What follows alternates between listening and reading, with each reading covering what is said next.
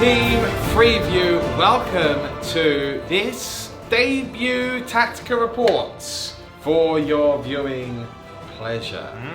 This is not an all-new series, but it is an all-new series for you guys here on Freeview. The Tactica Reports are now going to appear very occasionally here on Freeview, probably maybe once every month. Yeah. With a narrative report to help balance the hardcore competitive with the hardcore narrative. Yeah, so, I remember that you asked for this. Yes, you did ask. There were many of you asking. You have no one to blame but yourself. So what Chef means by that is that in this Tactica series, a Tactica report differs from a normal battle report in that while some of our battle reports will have some harder lists, the Tactica reports, we deliberately try and make really hard lists. Now, we're always going to be limited by, obviously, the models that we have. We're not willing to mix in or proxy, mix in different paint schemes with each other or proxy miniatures too much. You know, occasionally... Or have them grey, exactly. Yeah. We occasionally might say that someone's got a pistol on where, you know, maybe he's pointing, we just assume he's got a pistol holstered or something. You know, that we don't consider too much of a proxy, but we're not going to start saying that, you know, a grav cannon is a las cannon or something, for example. You know, we're trying to These Ultramarines are Iron Hands. Yes, exactly. We're not going to do that. No.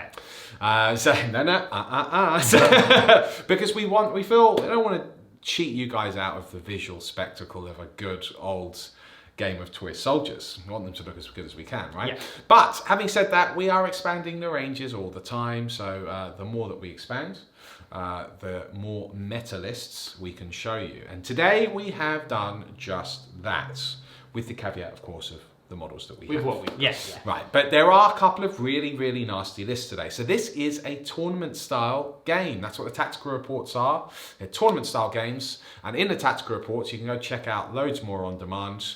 We do ITC and ETC-style missions, as well as regular Games Workshop missions if we're perhaps practicing for a GW Grand Tournament. But this particular mission today is from the ITC format. You can go check out what the ITC do over at frontlinegaming.net, or is it .org? It's .org. I don't know. But it's not .com. I remember it's one of the two.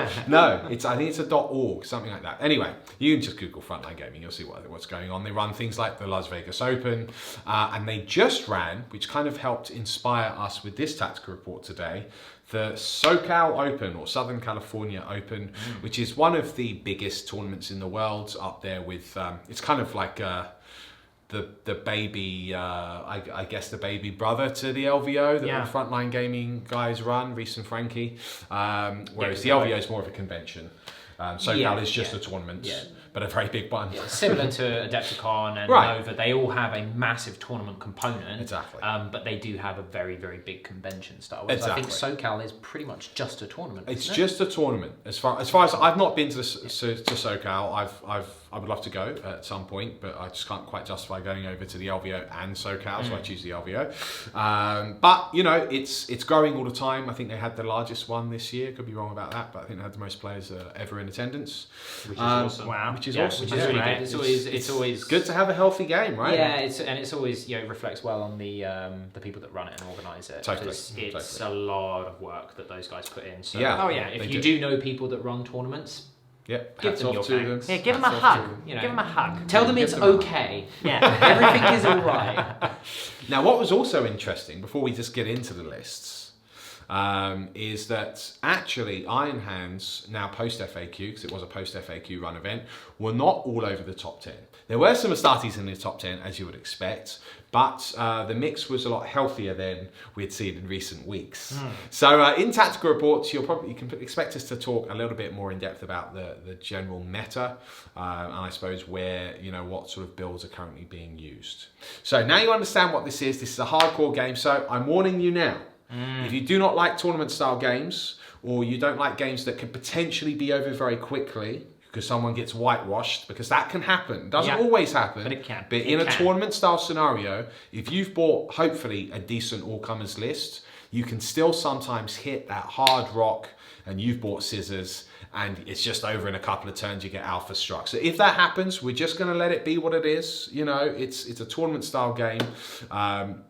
So you'll just have to hopefully accept it for what it is. Yeah. So with that in mind, let's get into these lists right now. First up, who should it be? Should it be the ruthless Mr. B-Bone? Because that goes with my or name. the sardonic Mr. Chef? I think him. Sardonic Mr. Chef. That's coming up next, and it's a belter because it's the first time that we're running Raven Guard. Yes! Yes, Raven Guard! Excited? Yes. Sardonic sounds like sardines. What?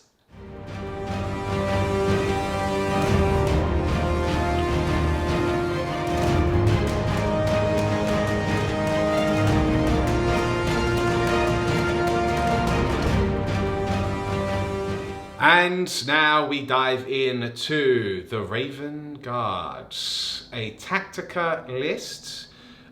Even several months ago, it would have been a soup. Well, actually, let's be honest, it wouldn't have even been Space Marines, would it? But now Space Marines are at the top of their game, and Mr. Stephen Pampreen came top 5 with the Raven Guard at SoCal. Yeah. I'm pretty sure it was top 5. I think it was like 4th. Anyway, well done to you, sir. Yeah. And he was running Raven Guards. Now, we do have a couple of issues. I'll let Chef get into your list in just a moment, sir. But we don't have... What's in vogue right now, guys, are the Centurions, okay? But either the Assault or the Devastator or a combination of both. Largely dependent on what chapter you're running. Often we are seeing now 2 Assault Centurion blobs. Also, the flyers are still very common with things like Iron Hands, although a little less so now they don't have the 5+ invuln defense from Feros. But you know what? It's not a bad thing for Iron Hands players because a lot of them are just going Successor anyway, and they do their Artisan of War and get their defense across the army that way.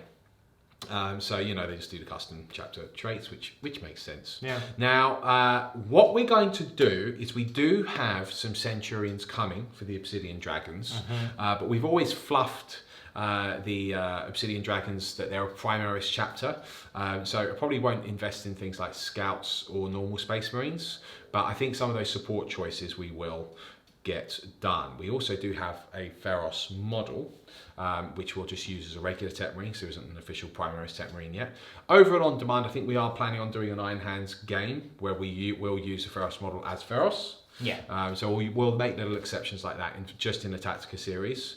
And the Centurions, we're going to convert slightly to be Primaris Centurions because it will just look cool. Yeah. And then we need some heavy support because the Primaris range doesn't quite have everything yet. No. It needs an extra punch. So they're really good, but they are definitely missing anti-tank. Yeah. They are, aren't they? Because it's so tied up into a few units, mainly Executioners. Right. Which are expensive still. Very expensive. Yeah. I mean, you know, people were running dual and triple repulsor Executioners at SoCal.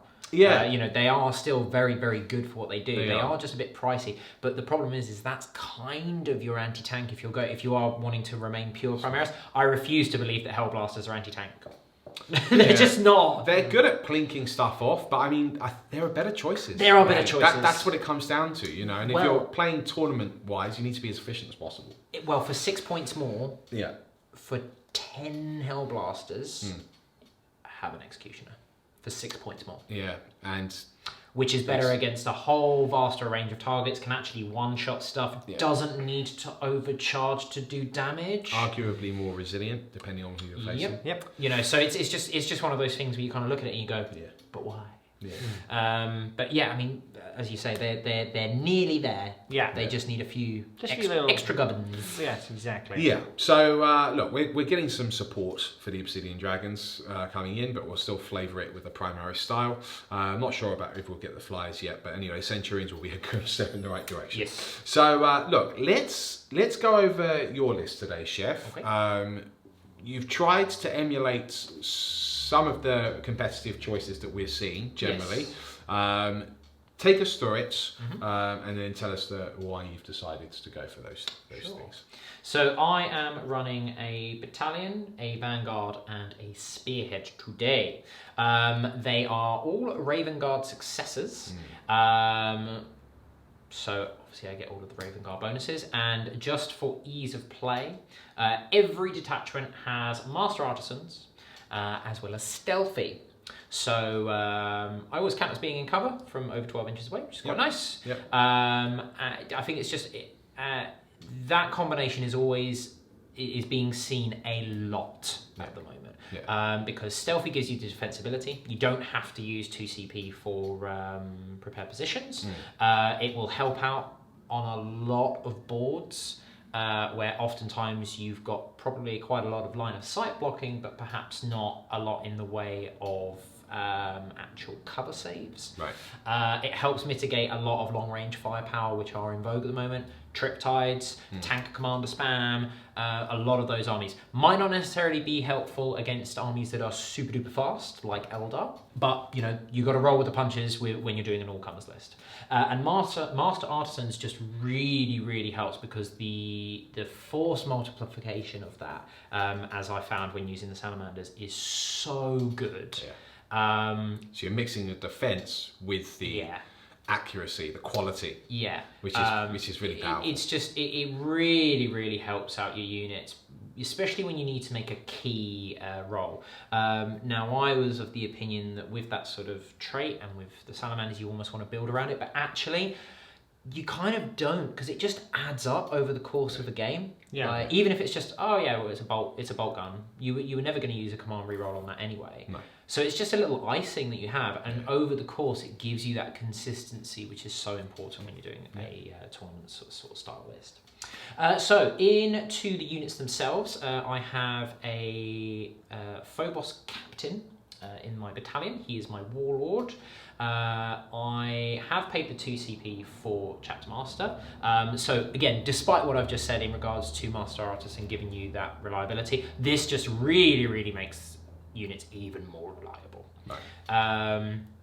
It just helps out so drastically, and over the course of a game, that 2 CP will pay for itself.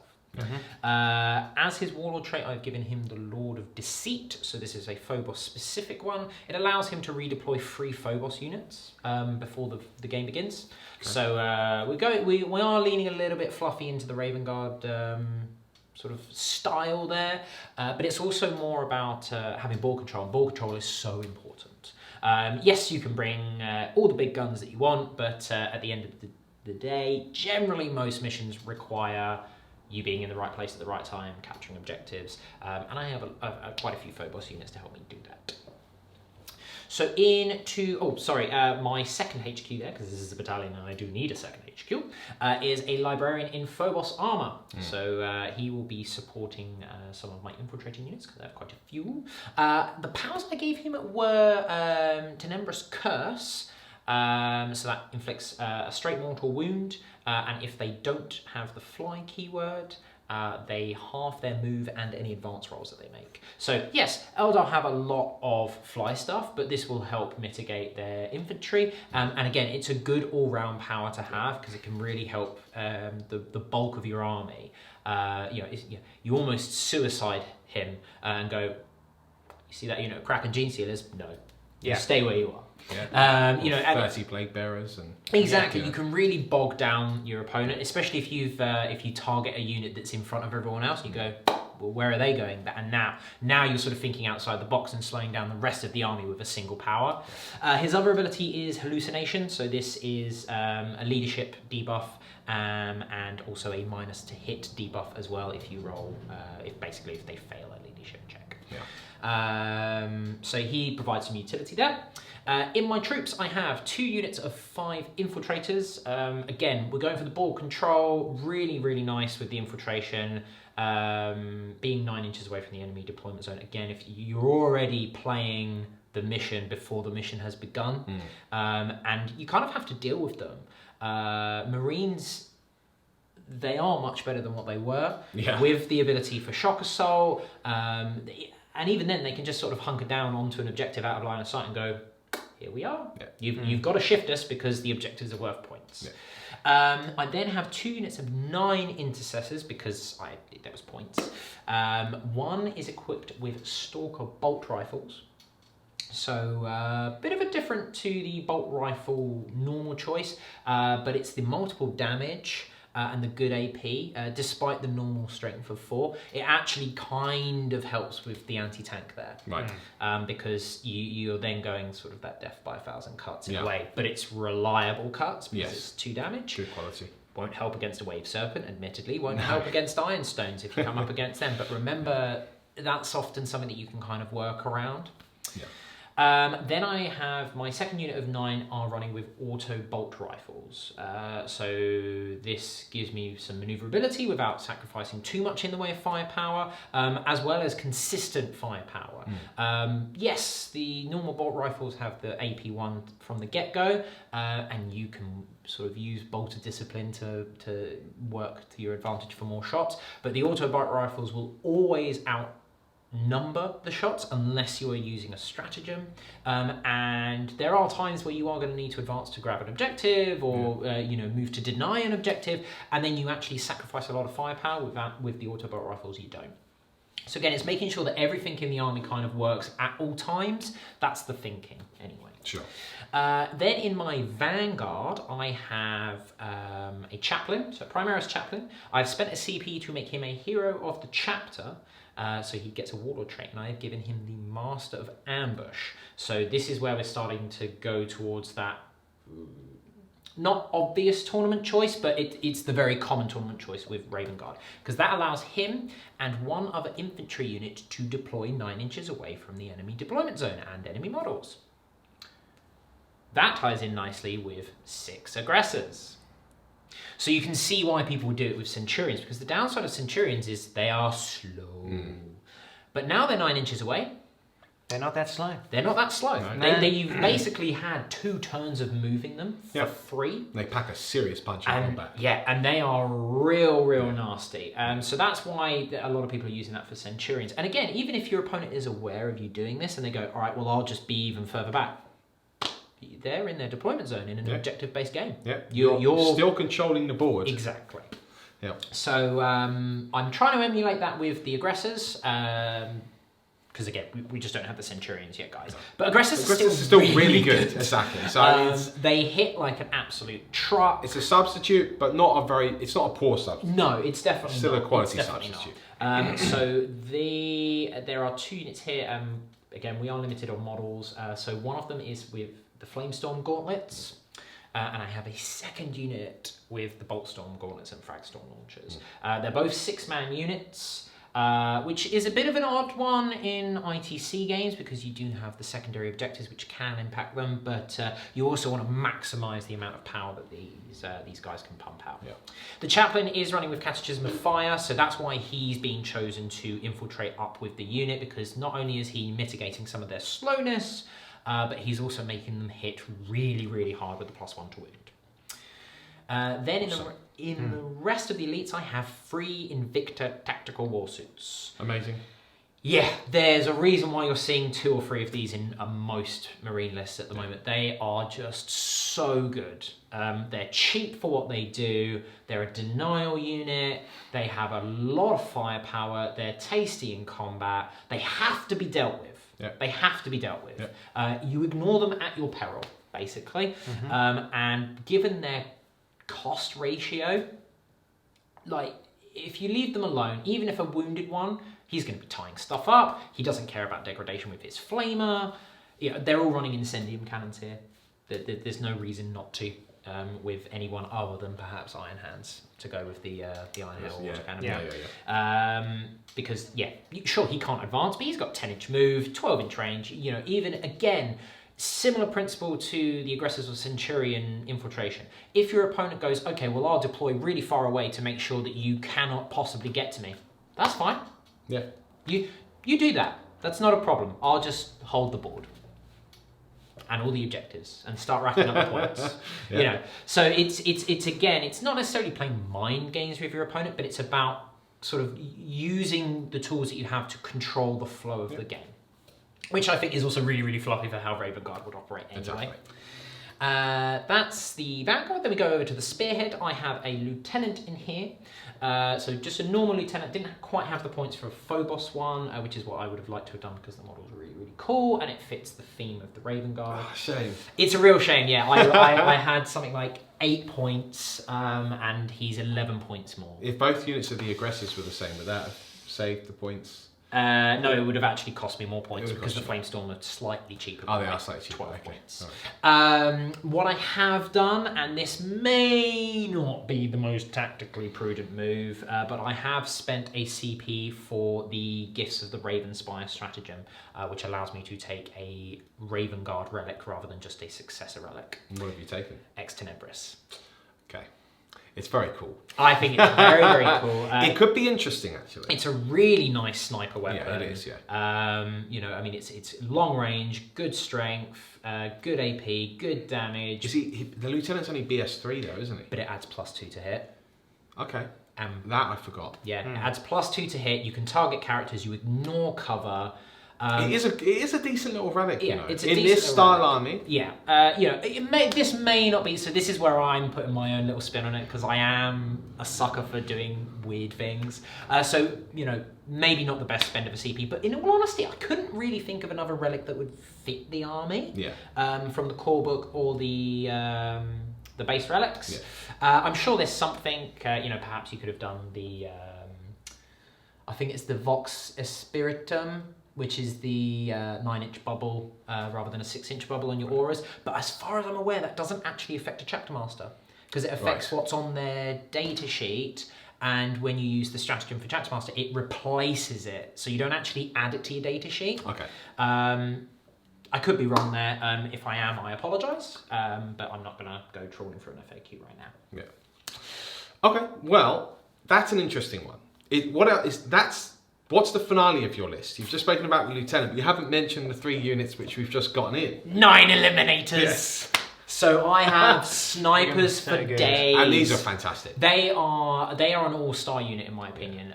They have the ball control because they can do concealed positions. They're tough and defensible because they get the +2 saves for their camo cloak. And remember, because it applies to your cover save and with stealthy, they are on a 1-up save in the open if you're shooting them from more than 12 inches away. Absolutely. Which is really, really cool. And they're such a flexible unit. They fill so many roles. They can do anti-tank in a pinch with the high AP D3 damage rounds.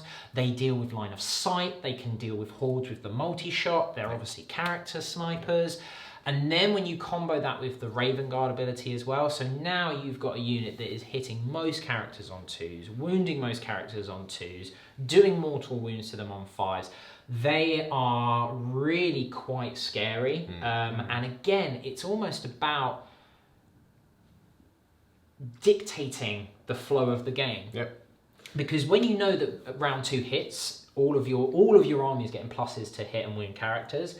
So now your characters kind of want to go, let's stay away from the fight. Yeah. Let's not be in range of snipers. Actively suppressing the opponent. Actively suppressing the opponent. It means maybe, you know what, you won't have that aura in range because you were afraid of coming out. And you know, and a good opponent will, of course, especially if you're playing at high level tactical game, guys, will almost make the risk, you know, and they'll make that judgment on the fly. Yeah. But if you are sort of taking this kind of a list, or even if you're in a non-Raven Guard army and you just have 3 units of 3 eliminators because they're so cheap for what they do. Yeah. And even then, you kind of go, oh well, there's no characters and they're not in range.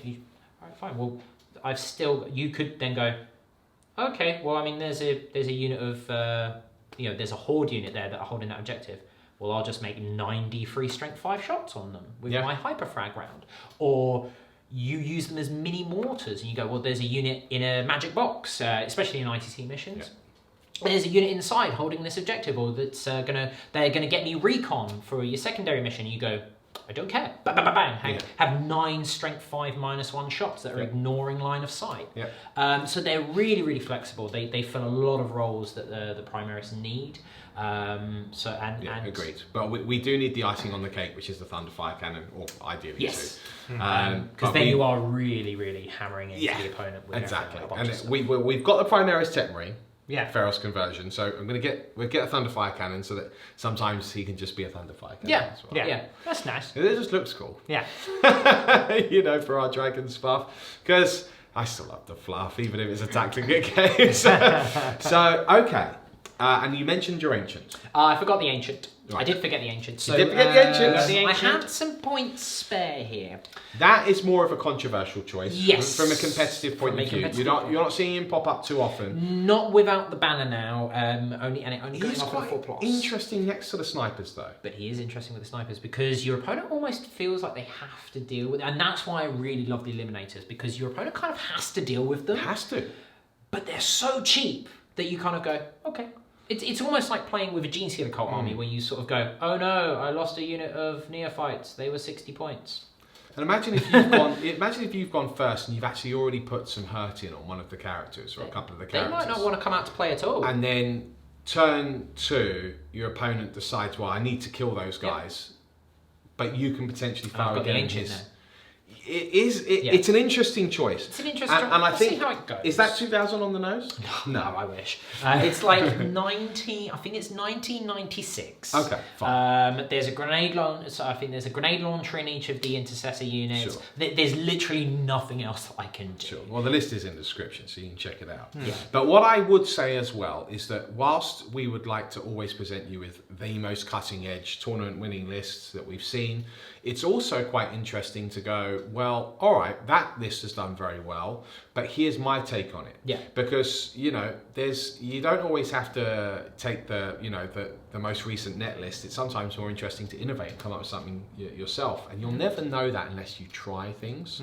So you'll see us in these Tactica reports as well go, like I've done loads of wacky builds on Tactica reports. You'll see where we just try something and go, well, will this combination be really competitive? Yeah. Will it work? And it might not be, but sometimes it's better rather than just looking at online and that's the list that's definitely going to win, is actually playing it and going, well, actually no, this is actually better played than perhaps some people may have originally first thought. Like when Raven Guard first came out, we did the Raven Guard review along with Iron Hands. We were like, yeah, look, Iron Hands are Raven Guard are good, but Iron Hands, whoa. But at the same time, I said, however, I think Raven Guard in a cerebral player's hands could be extremely nasty. Oh, yes. And actually, Mr. Pampreen has just gone and proved that. Yeah. Raven Guard are very competitive, actually. It depends on but it's a different style of play. It's a very different style of play. So look, very interesting. Yeah. Thank you for taking us through the list. It's the sort of list that I would probably run anyway for a bit of fun. So I mean, I would probably not necessarily tone stuff down, but I think if I was going to run Raven Guard, I would go 3 Eliminators, no doubt. Yeah, well, and that is actually fluffy. But that's fluffy. Yeah. Would I run 12 Aggressors? Probably not. I would want to run more Infiltrators, more Incursors. Yeah. But it's still got, at its heart, a Raven Guard list. This still feels quite Raven Guard. In my opinion, yes. Yeah, I agree. And given with what we've got model-wise, I think, it'll certainly be a very interesting list. As with all Primaris stuff, and as Bones already mentioned, they are kind of lacking anti-tank a little bit. Yeah. But you can almost you can kind of get by that by just going lots of AP, lots of navigate it. Yeah, just lots and lots and lots and lots of reliable shots. Yeah, quality fire. Okay, so that's the Raven Guard. Today, Mr. Bone has concocted a rather nasty Aeldari soup. We'll see. Now, Aeldari are nowhere near what they were in the meta, unless, of course, you're running 9 flyers, which we will plan on doing over on demand quite soon, because that's been commonly requested. I refuse to play So that's basically 3 Crimson Hunter Exarchs, 3 Razor Wings, and you can either, most people aren't chucking in Hemlocks, but some people are chucking in a couple of Void Raven Bombers these days. But you can mix and match. But you're basically looking at 7 odd flyers on average is what you're getting. So look, we'll do that game. That will probably be quite nasty, but it'd be interesting if we can match it against something which can potentially beat it. So look, maybe we'll get Joe Jones in. We'll do an Iron Hands flyer versus Elder Flyer off. I don't know. Yeah, could be cool. So let's get into the Aeldari soup. Very, very nasty concoction. That's coming up next.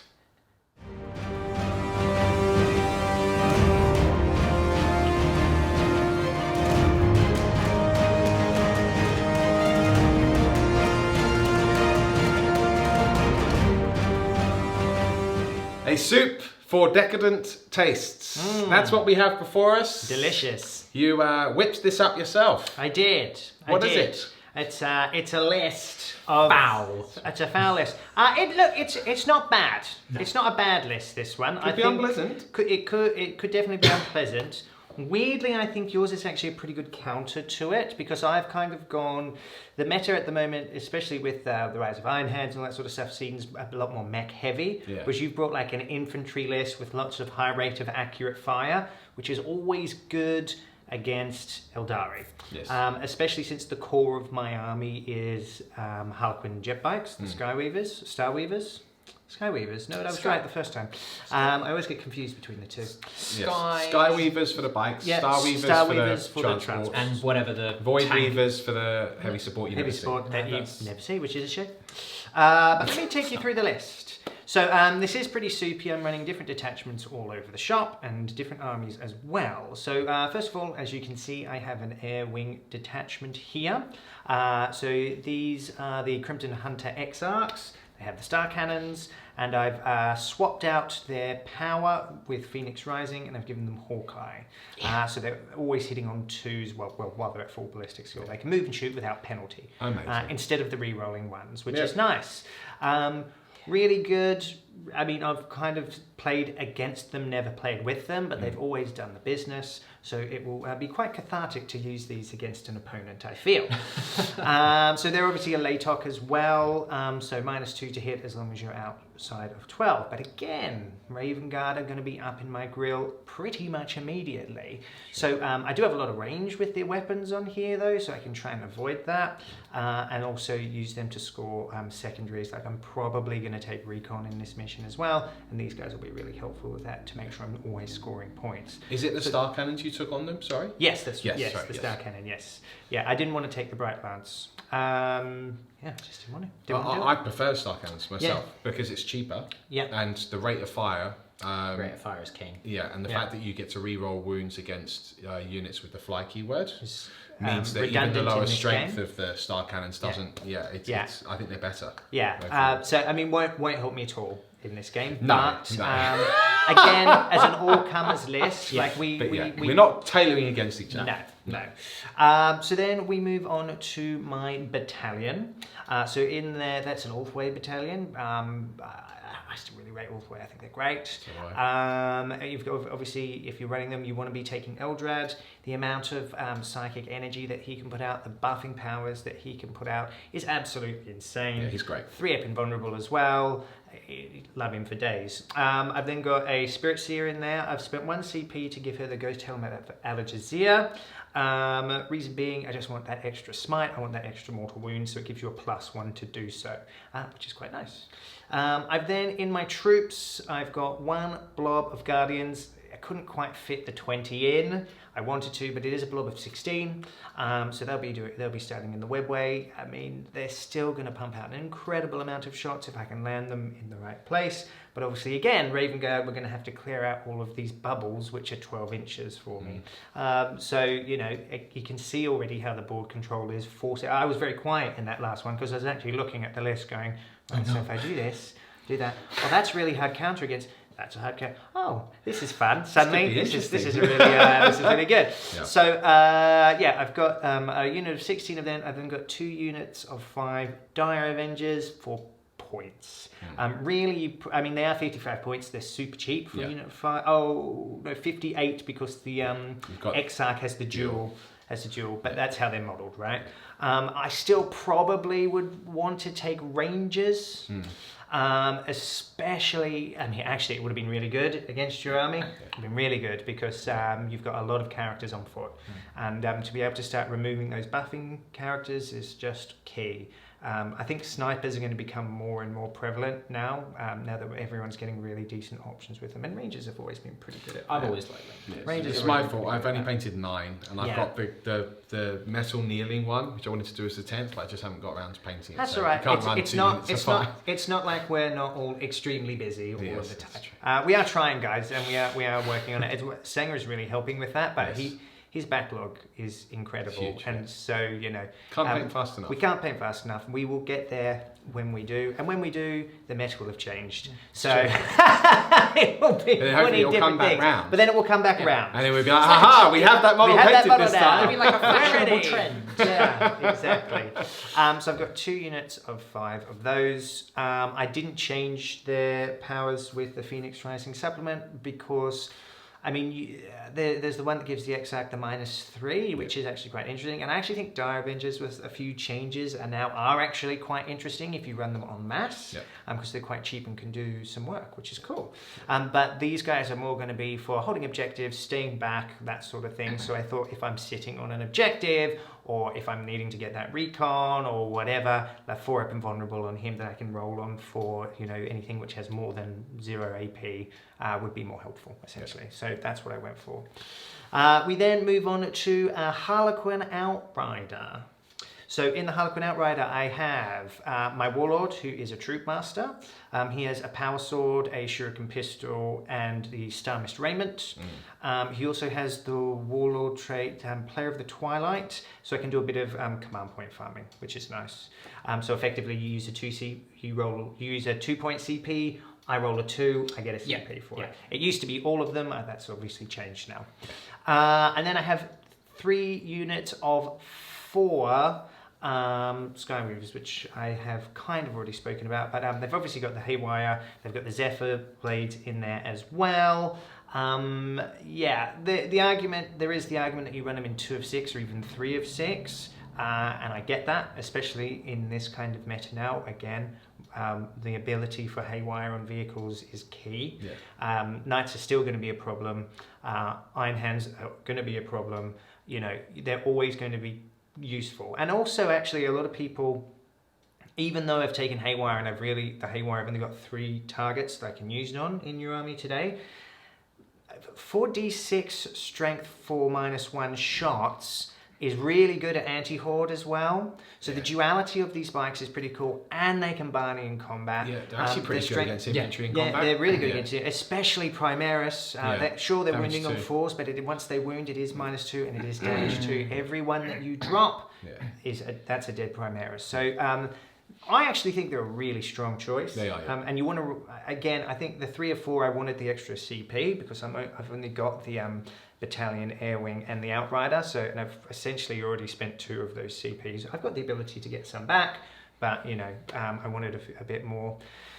Maybe I could have run them as a patrol or something. I don't know. 1, 2 of 6. But this is good. This is fine. There's a couple of ways you can do it. There's a couple of ways. You could have done a Vanguard with 3 Death Jesters and 2 units of 6. I kind of looked at doing that, but it didn't quite work out with the units I wanted to take. It becomes more expensive because you still effectively paid for 2 units of 6, but you split them into 3 units of 4. Yeah, exactly. They are expensive. That's the thing. They are expensive. They're expensive. But also the thing is, in ITC, like depending on the secondaries that you choose, having smaller units shooting around the board isn't a bad thing. No, it's not. It really isn't a bad thing at all. So different tournaments, different game designs can tend to actually bring out these sorts of things. And I'm still going to be able to give 1 unit that extra -1 to hit. They've got that inbuilt inherently. I can give another unit the Prismatic Blur to give them the 3-up invulnerable. So that's good. I missed 2 things in my battalion as well. Go for it. I do have some Dark Reapers in there. Oh, just those little things. I've got a unit of 7, including the Exarch. Now I have replaced his ability.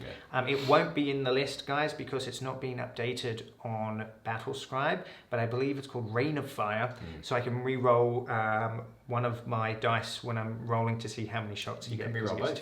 2d6. Yeah, I can re-roll both. Yeah, you can re-roll both. There you go. I can re-roll both if I want to. Nice. So I've got them, and then I've also got a Wave Serpent in there to hide them in, and also my characters. So that's the list. It's 1998 points, which is pretty cool. I think it can do some work. I actually think, I think it's interesting because this is a bit more designed to deal with mech, which you kind of have to do. But then it's also got a lot of the units can do both in different ways. Yeah. So I've kind of tried to build like a real all-comers list here. We'll see. But I think actually these sorts of lists are going to be more difficult for an army like this than the other one. So I think it's actually going to be an interesting Tactica in that regard. Yeah, exactly. That's the whole point. Right? Yeah. So hopefully we won't have a whitewash. We'll have an interesting game on our hands. Yeah. Okay. That's it. Well, thank you for your list, Mr. Bone. I think we do have two very interesting lists here today. Hopefully they give you some ideas if you're looking at exploring your own factions competitively. Let's see how they go. And if you've never seen an ITC mission before and you're just interested in the tournament scene in general, this will be a great opportunity for you to dive in and see how some of those missions work. So let's go over the ITC mission. That's coming up next. Folks, here it is. The battlefield is set. Crimson Hunter Exarchs from Craftworlds Alaitoc via the mysterious Aeldari ghosts, my own castle Craftworld. And then we have the Ulthwe Wave Serpent, and I believe within this Wave Serpent are in fact the Dark Reapers, Eldrad Ulthran, and the Spiritseer with the Ghosthelm of Alishazier. That is correct. Very nice. We have, of course, the spear tip of the Harlequin jet bikes, the Skyweavers. We have a couple of units of Dire Avengers deployed out here in a screening formation, I believe, to prevent perhaps enemy deep strikers, infiltrators deploying within 9 inches of you. Is that a fair assessment, Mr. Bone? It was... Yeah. It was the best I could do. Okay, fair enough. So he's just literally used them to just fan out his deployment zone, protect all of his core choices over here. Meanwhile, surrounding him in an oval formation are numerous units of Raven Guard. Wow, oh wow, what a sight. The Invicta Warsuits tentatively deployed. Well, I have to be 9 inches away from the deployment zone as well. Exactly. So the incidentally, the deployment zone is search and destroy. So that's why we've got this weird diagonal thing going on. But we can see the eliminators are in the forests over here. And then we do have more eliminators over here. The Phobos Librarian just behind one of these trees. Some infiltrators. Where's your third unit of eliminators, Mr. Chef? Oh, no. Just hanging out there in the middle by that Invicta Warsuit. Excellent. Okay. Aggressors all the way over here. No problem at all there. And the Ancient is choosing to stay with the main battle line, it seems. We've got the Chaplain back there as well. So let me cover this scenario for you now. Just assuming that some of you watching this has never played an ITC mission. Maybe you've never even heard of the ITC. I don't know. Let's just assume that you haven't. This is scenario 3 from the ITC Champions mission pack. It's called Nexus Control. There are objectives which are pre-deployed. They're predetermined in this mission pack. So there are a total of 4 objectives. There's one just over here in a sort of cross formation, if you like, across the battlefield here. Now, the way ITC works at its core is if you kill a unit in your player turn, you get a victory point. If you hold an objective in your player turn, you get a victory point. Then at the end of the battle round, you work out if you've killed more units than your opponent, you get another victory point. And if you've held more objectives than your opponent, you get another victory point. Okay, so pretty simple so far, right? Then, in addition to that, each scenario has its own little bonus. The bonus for Nexus Control is if you hold all 4 objectives, I believe it's in your player turn rather than battle round, you get a bonus victory point. But it's pretty tough because you've got to hold all 4, folks, but a little incentive there to get an additional point. But we're not over yet. ITC then has secondary missions, a bit like Maelstrom of War, but a lot more specific. You can customize them to your opponent. In fact, you pick 3 of them before the game begins, before you deploy, in fact, and obviously you pick these secondaries based on what your opponent has in his list. Now, it should be said, I think there are 12 secondaries to pick from in total. Could be wrong, 10 or 12, something like that. I'm going to have the players now tell us what their secondaries are and perhaps reference why they've taken them briefly here in this Tactica Report. So, Mr. Chef, why don't we kick off with you? What are the 3 secondaries you've picked today? So I have picked Old School. Old School. Gangbusters, sorry, I have to remind myself what I've done, and Marked for Death. Yes. So, Old School, as its name implies, is pretty old school. Right. You get a point for first strike. a point for Linebreaker at the end of the game, a point for Kingslayer, and a point, or Slay the Warlord rather, because Kingslayer is a separate. It's another secondary, yeah. So Slay the Warlord, and also Last Strike. So if I kill a unit in the last battle round. Cool. So for a total of 1, 2, 3, 4 potential points. Yes. Okay. Then we move on to Gangbusters. Gangbusters is an interesting one. So oftentimes people build around whether it's going to give away Gangbusters or not. So essentially the way that it works is for every multi-model unit with 3 or more wounds. So Skyweavers, for example, for every 6 wounds that you do to that unit, you gain a point up to a maximum of 4. So if you were to say have a unit of 3 of them, you could only ever get 1 point from them. Got it. But a unit of 4 will give up 2. Yes. And then finally we have Marked for Death. So this one you have to pick 4 enemy units with a power level of 7 or more. Okay. And you get a victory point for every one of those that's killed. So which units have you picked here, Chef? So I have picked the Wave Serpent. Yep. I have picked Eldrad. I have picked the Dark Reapers. Okay. And I have picked the Guardian Blob in the Webway. Okay, so in fact 3 of your Marks for Death points are both in the Serpent and the Serpent itself. One of them is up in the Webway. Yes. So it might be difficult to get that turn 1, but you play the long game with that one. Exactly. You kind of wait for your time to strike. Each of these secondaries is worth 4 points. They're all the same in that respect. And that can earn you an additional 12 victory points at the end of the game.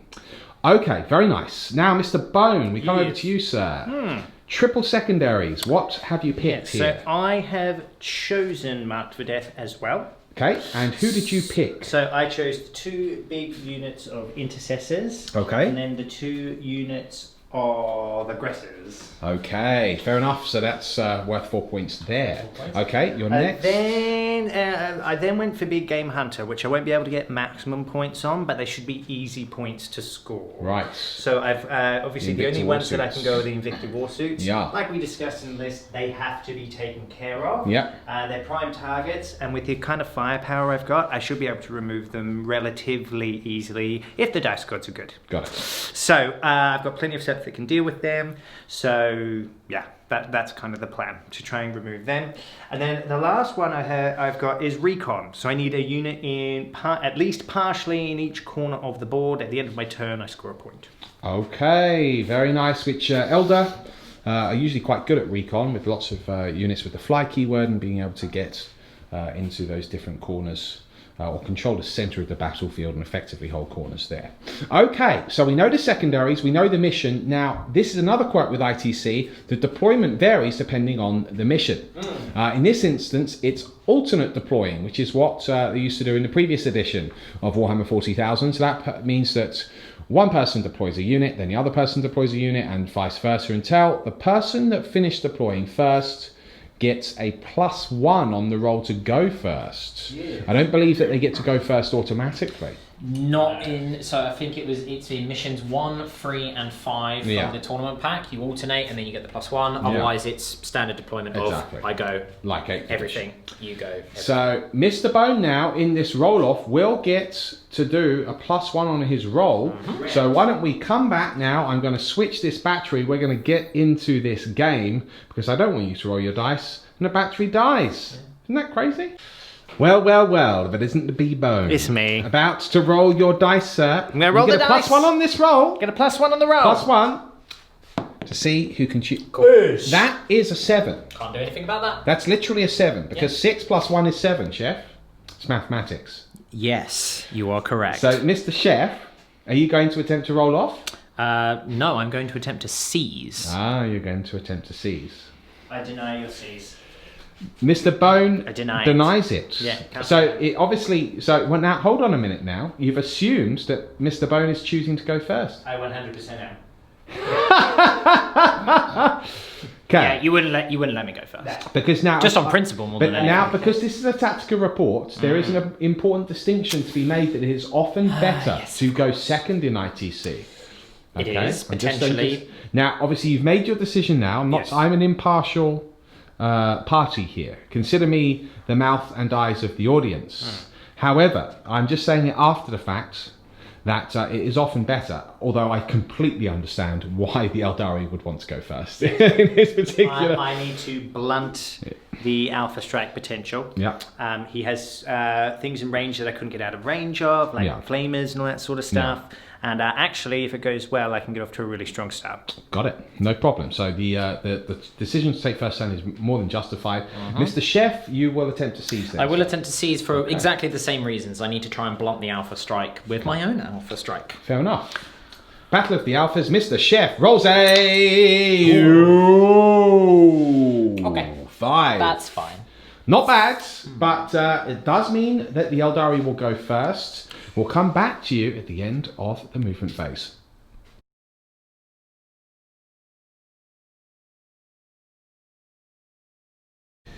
Right, folks, it is just pre-turn 1 here for the Aeldari, because now, of course, the Raven Guard have done all of their redeployment shenanigans. So, Chef, why don't you explain what it is that you've done? Obviously, we can see that certain units have been moved.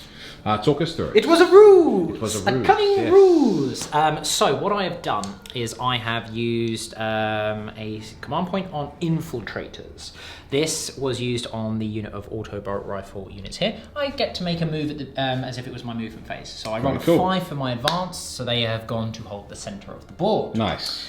That has then cleared up space for me to use Lord of Deceit, which is my warlord trait. It allows me to pick up 3 units of Phobos and put them back in. But I get to redeploy them. I can't use concealed positions. No, so it'd be in your deployment zone. It will have to be my deployment zone. Yes. So I've brought back from over here a unit of infiltrators in the back line to help defend against any deep strikes, and also to just make it a bit more tricky for him to have recon. I wouldn't be able to block him out completely, but it's also to provide some more protection for my back lines, because he has to kind of just go all the way over into the corner. Okay.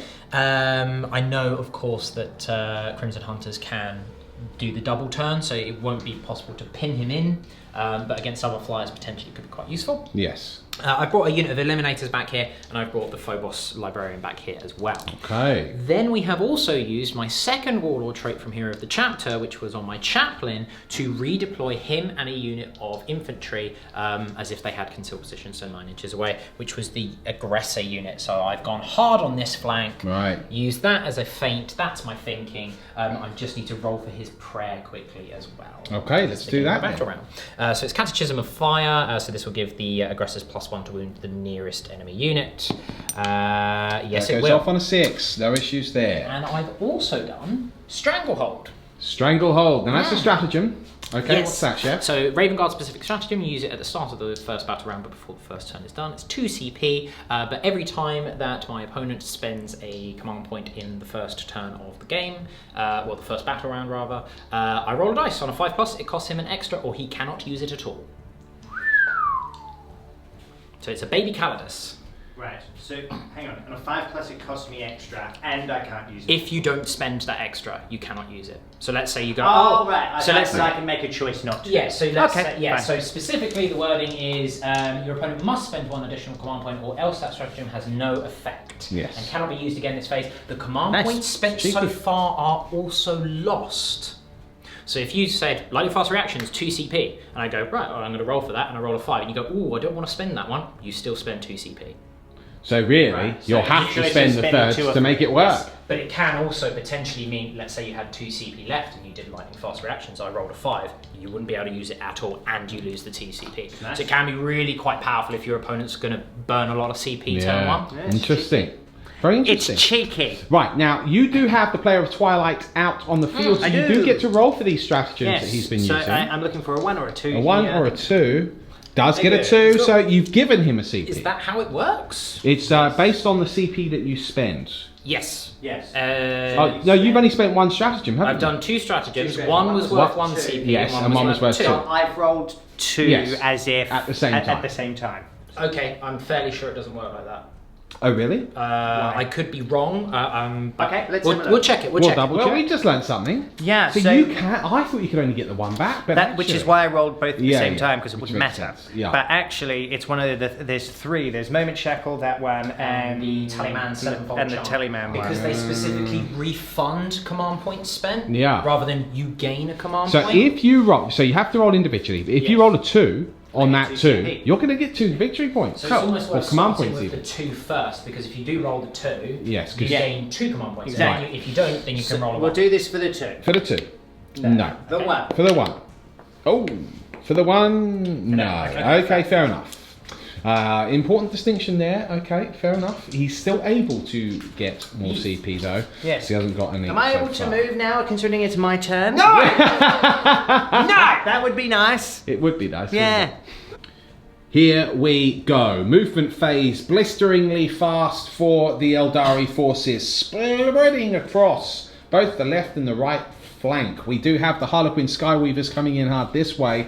Meanwhile, over here on the left flank towards this Invicta Warsuit, we do have another unit of Skyweavers. The vanguard of Avengers are pretty much remaining near-ish these objectives. This unit is definitely holding that objective just to help protect the battle line. And of course be there and available to jump onto objectives as required. The Dark Reapers have gotten out. Eldrad Ulthran supporting. We do have the Warlord hiding back here, running back to this forest grove, perhaps kicking up a little fire, snacking on something. Some Lembas bread, I hear, is very popular amongst the Aeldari cultures. Delicious. And then we have the Wave Serpent here, just remaining there as a protective transport for those units. And then of course we have the Crimson Hunter Exarchs, this one moving minimum 20 inches this way, while over here we do have one jetting off hard on the right flank and then turning. That's what they can do with the Wings of Cain. And all the way over here on the left flank of this Crimson Hunter Exarch are doing much the same thing. The final unit to report are these units of jet bikes, which are forming a spear tip for the Aeldari assault force here. Lots of haywire going to be coming forward, but not before a psychic phase, and we do have a little bit of admin command point wise, because you have used Prismatic Blur. Is that correct, Mr. Correct. Bones? Which unit did you choose to put that on? That unit the here. Forward unit. Makes sense. So that's a 3+ invulnerable save now, but we do have a couple of rolls to do. First of all, in which order does this work? Right, so again, correct me if I'm wrong here, guys. It's your turn. You can choose the order of operations. However, Stranglehold says that you have to spend a command point, an additional command point, to use the stratagem, not it increases the command point cost of the stratagem, which is what player of Twilight would refund.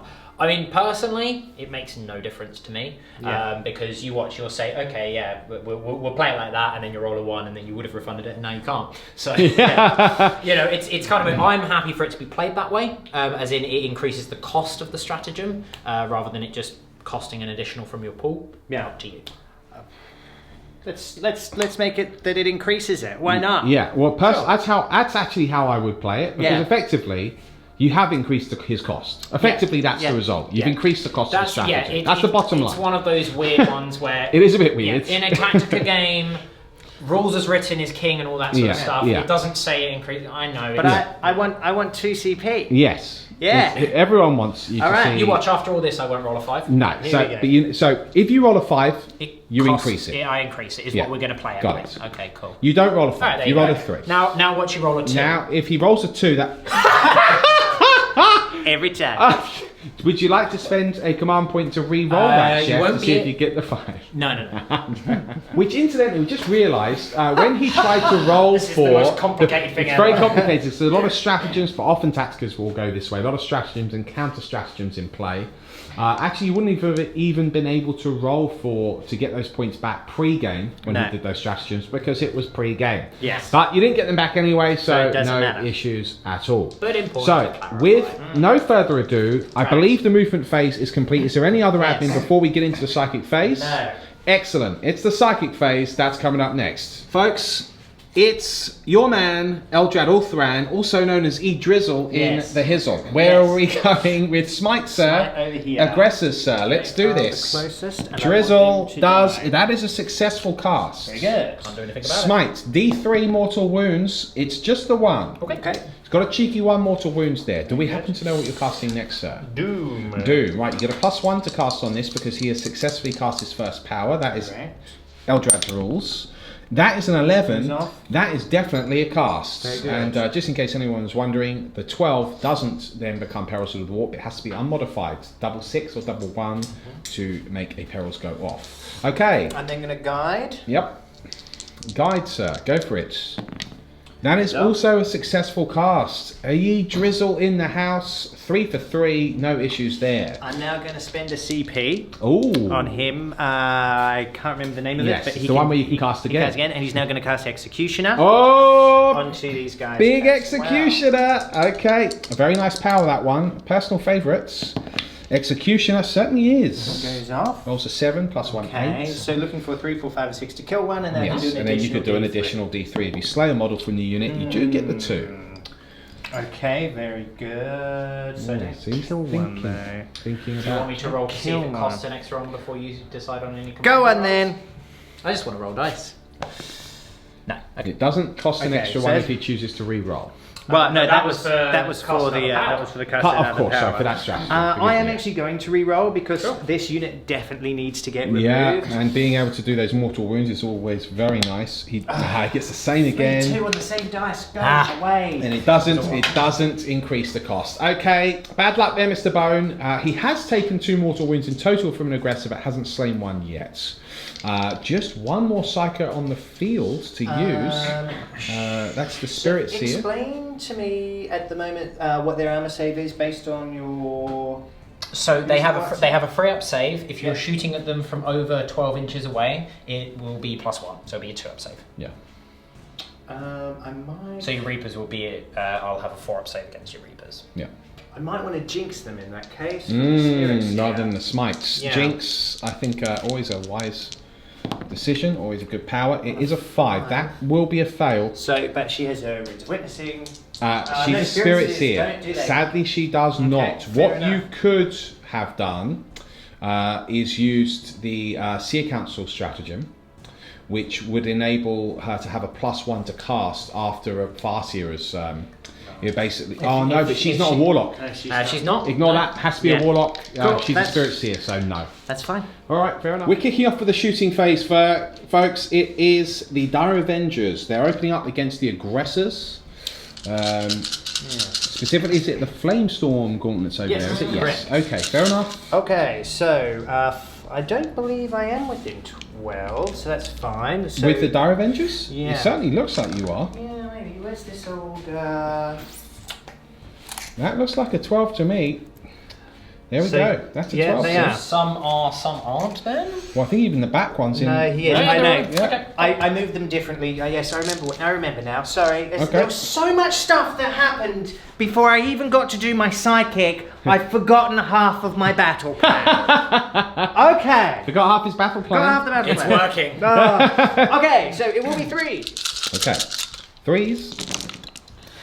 It's not bad. It's not bad. All right. No guide or anything like that, so just straight up 3s to hit. Yep.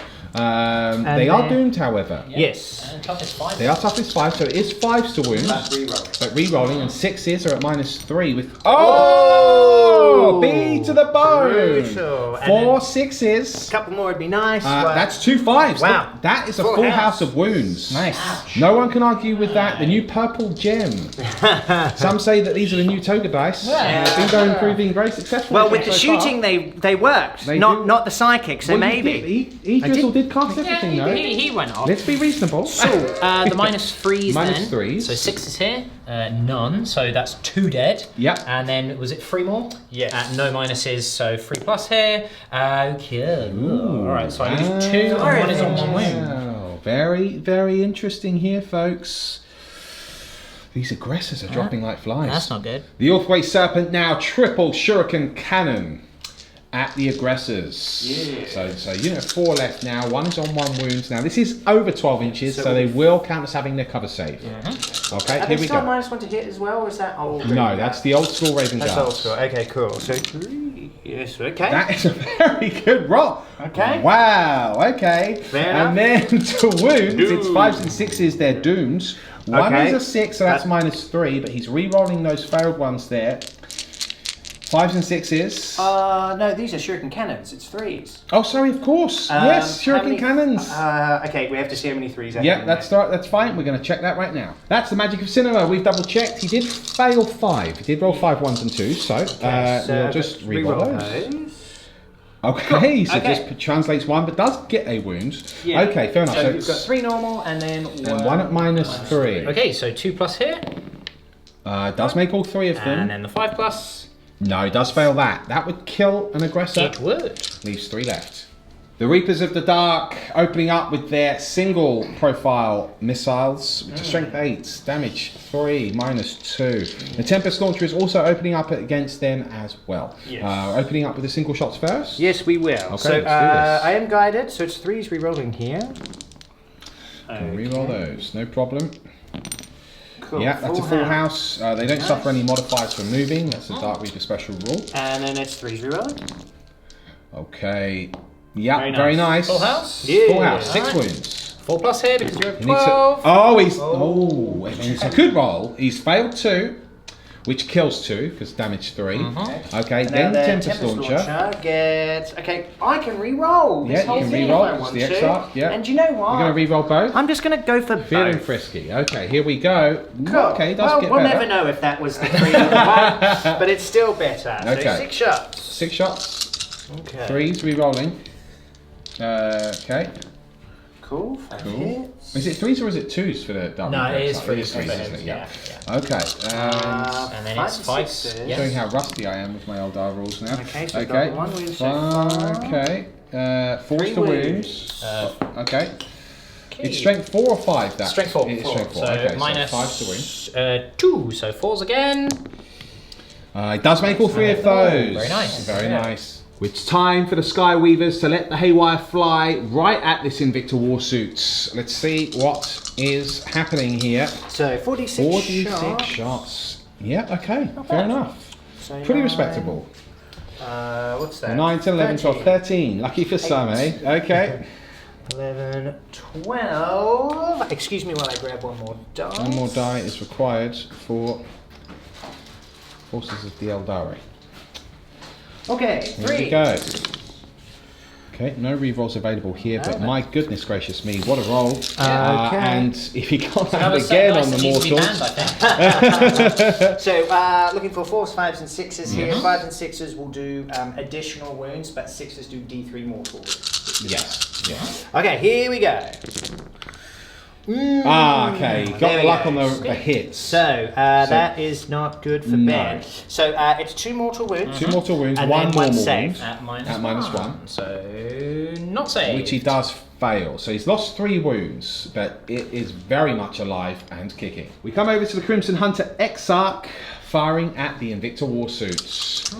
You will not suffer this machine to live. No. Okay. So, here we go. So, we'll start with the Starcannon. So, 2s. Sitting on 2s now. This is the new Phoenix Rising. That's going to work. Okay, cool. Very good. That's not uncommon if you're rolling 4 dice. 5s and 6s. Yeah. He's got a wound there. 1 wound at -3. -3.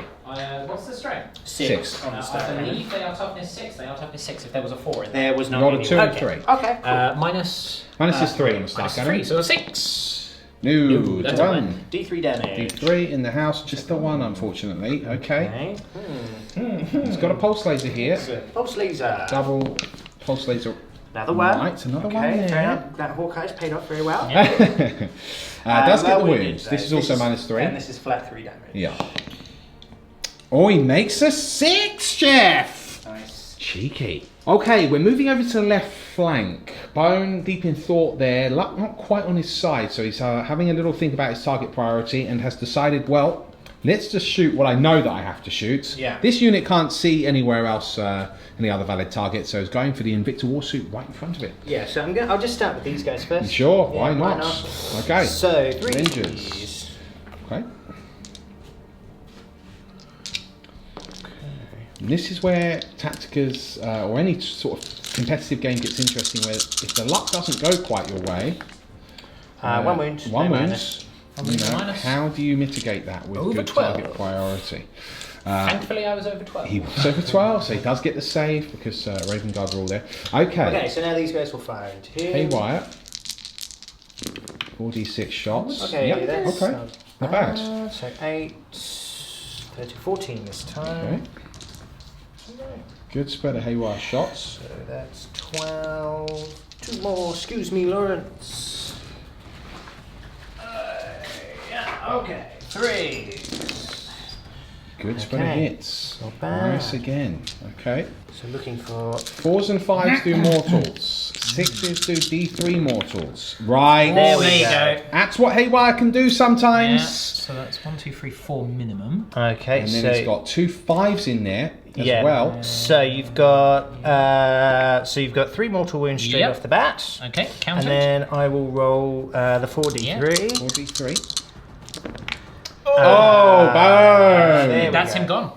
That's him gone. That is him destroyed before he's even been forced to make the saves in addition. Okay, does he blow up? I'm not sure it is relevant. I don't think it matters. Because he's not within 6 of that base. No. Okay, okay, cool. fair enough. That would normally be, in a normal game, folks, first strike. However, Bone did not choose Old School as a secondary. But he did just get Big Game Hunter. So sorry to overly explain this, but you have to understand not everyone plays ITC Mission, so I'm going to assume that there are people watching this for the first time. So there we go, 1 point for Big Game Hunter on the secondary score there. Very nice work. Right, so Bones had a little think. He's now back to the centre of the battlefield. This unit of Skyweavers is actually going to fire everything into this Invicta Warsuit right before them. Let's see, can they get lucky like the last unit? So 46 shots hit. Oh, yeah, not bad. It's about average again, actually. That is 14 again. Yeah, it's the average. Yep. I haven't used a CP yet. I could put one on the 1 here. Because it would be really nice if they could do the same again. Yes, that certainly would. It'd be very nice. I've got 5 CP left. I'm actually going to use that on the 1. Okay, so I've got a couple of things to do now. So I get additional 2 shots, not bad. Okay. Do you want to roll your 5 to see? Does it cost more than 1? No. Do you get the CP back for rolling a 1? So you're looking for a 1? No. No. Okay, cool. So I've now got, what's that? So that is 16 shots. 16 shots. Okay, cool. So 15 even, sorry. I need to. Yeah, that's right. 14 plus 2. 6 plus 5 is 11 plus 1 plus 3. It's 15. Brain. Yeah. Come on, guys. You're making it hard for Ben over here. All right, cool. Here we go. Yep. So, 3. Yeah, not bad. Not bad. Want that again? We got that wrong again. Yeah. That would you be didn't. real grim in the dark for that Invicta. Okay. Right, fine. So you've got 3 mortals there. Yep. Plus And 1d3 mortal. It's off the board. Okay, plus 1. just So you've the taken 1. 4 mortal wounds. So 4 mortal wounds, and you'll need to take 2 And then saves you've at got- -1 as well. So Yes, it's 1, 2 6, saves and at 1, 5 -1. 2 saves. 2 saves at -1. Both saves. No, they're both fine. Okay, so he's lost 4 wounds. So they're both on 9 wounds a pop now, these two Still Invictus. Interesting. We now come over to this flyer, folks, and what we're doing is Bones splitting some fire. A couple of Starcannons into this unit of Intercessors, which I believe also makes up one of his Marked for Death secondaries. And the Pulse Laser, 2 shots, because it's a longer range, into this damaged Invicta. Yeah, let's start with that. Okay. Pulse Laser, hitting on 2s, both hit. Both find their mark. 3s. 3s. 1 wound, 1 failed. Yeah, Minus 3. 3s. You will get a 5 up because you are over 12 I am inches indeed over 12 inches here. Yes, there. there is no doubt about Yeah. that. It doesn't matter. No, it was a 3. Flat 3 damage. Flat 3 damage. He's So down to not bad. 6. Alright, and then we've got the Starcannons. Okay. 2 hits. 2 1s. Ouch. 2 wounds though, 2 -3. 2 wounds. Okay, so 5 ups again. Yep. No, 1 and 4 fail, so Okay, D3 so damage. first 1 at a time, one, does one's kill killed. 1. Seconds. Okay. No, Cool. 1's on 1 wound, 1 is dead. Okay, looks like this is the last unit to fire this turn. We have the Crimson Hunter Exarch. He is going to fire everything into this Invicta Warsuit. Correct. 1 on 6 wounds, looking to try and finish it off. Here we go. Okay, so Starcannons all hit. All hits, because of And then Hawkeye. 4s. 1 wound. Just the 1. Minus 3. So Would 5 get a up. 5 up here. No. D3. Does get 2. It's got 4 wounds left here. Okay. It is in peril. Pulse Laser, both hits. Pulse Laser, both wounds. Needs 5s. He needs 1 or he's dead. Okay, well that's off the board. So... Oh, he's failed both. Right. That's it. 6 damage. Does it blow? It does not. Okay. Second Invicta Warsuit destroyed. Nice work from the Crimson Hunter Exarch there. Right, team, that brings us to the charge phase. The Skyweaver's declaring a charge against these Eliminators here. Yes. There will be some Overwatch. Yes. What rounds are you using? It is the Mortis round. That's Mortis. The one. Okay, that's 1 hit. 1 hit. The Master Artisan reroll. No, so 1 hit. It is Strength 5. That's a wound, That's a mortal wound on top of the damage. Cool. So these guys have a 3-up invulnerable save. Does make it on a 3. So I take a mortal wound on the way. Yeah. Cool. Okay, I'll mark that up in a sec. Okay, can I make the charge? No. 5 will 5 will make it. Okay, let's we'll measure that up and get back to you. We now swing over here. The Skyweavers are declaring a charge on the Eliminators and the single aggressor in the backgrounds there, but deliberately not the Invicta Warsuit. Yep. Yeah, I'll tag him, he can punch me, that's fine, but I'm not going to eat all that Overwatch. You don't want that heavy flames incinerated. Okay. So, Eliminators. Mortis rounds again, that's a hit. Rerolling. Master Artisan, no. To wound. Reroll with the Artisan. Master Artisan, no. Okay. Cool. Cool. The aggressor, I'm assuming... he's got an enemy in range, yeah. They don't actually have Fragstorm launches. No, they don't. Cool. Okay, so here we go. He'll come around in here. An 8. Okay, very nice. So I'm not sure it will be enough. Maybe with piling, but no, the piling would be into him. Well, you won't be able to go within an inch of the Invicta anyway. So I'm going to miss out on him, but I will get these guys here. We'll get the Eliminators. All right, well, move that up and come back. Right, we are now in the fight phase. We're opening with this unit first. 12 attacks on the Eliminators here. Yes. Okay.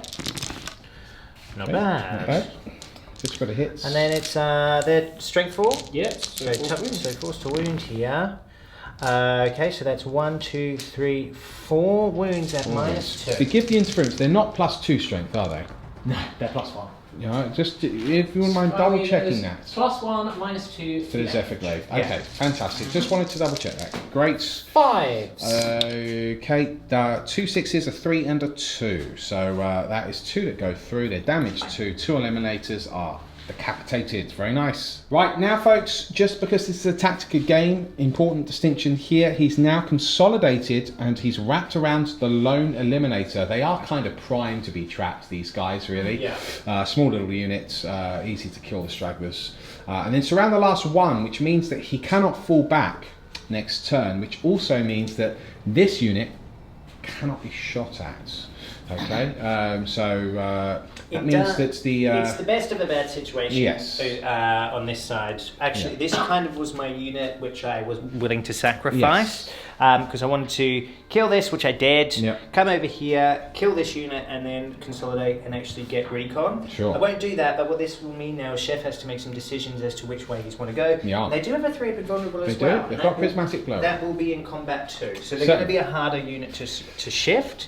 I'll do my pilings over here and I'll be back in a second. Alright, we're over here now. The Skyweavers have tried to pile in as best as they could. Bowen's just looking at potentially wrapping one if it survives, but doesn't look like he probably will have the range this time. However, he does have his attacks. There's nothing saying that they're going to survive at all, so let's see what happens. Okay, here we go. Okay, well, with that roll, they've all hits, bar 1. Then it's 4s. Nice. Okay, so 1, 2, 3, 4, 5, 6 wounds there, Chef. 6 saves of 5 yeah, or more. No, unit absolutely eviscerated by those Zephyr-Glaives.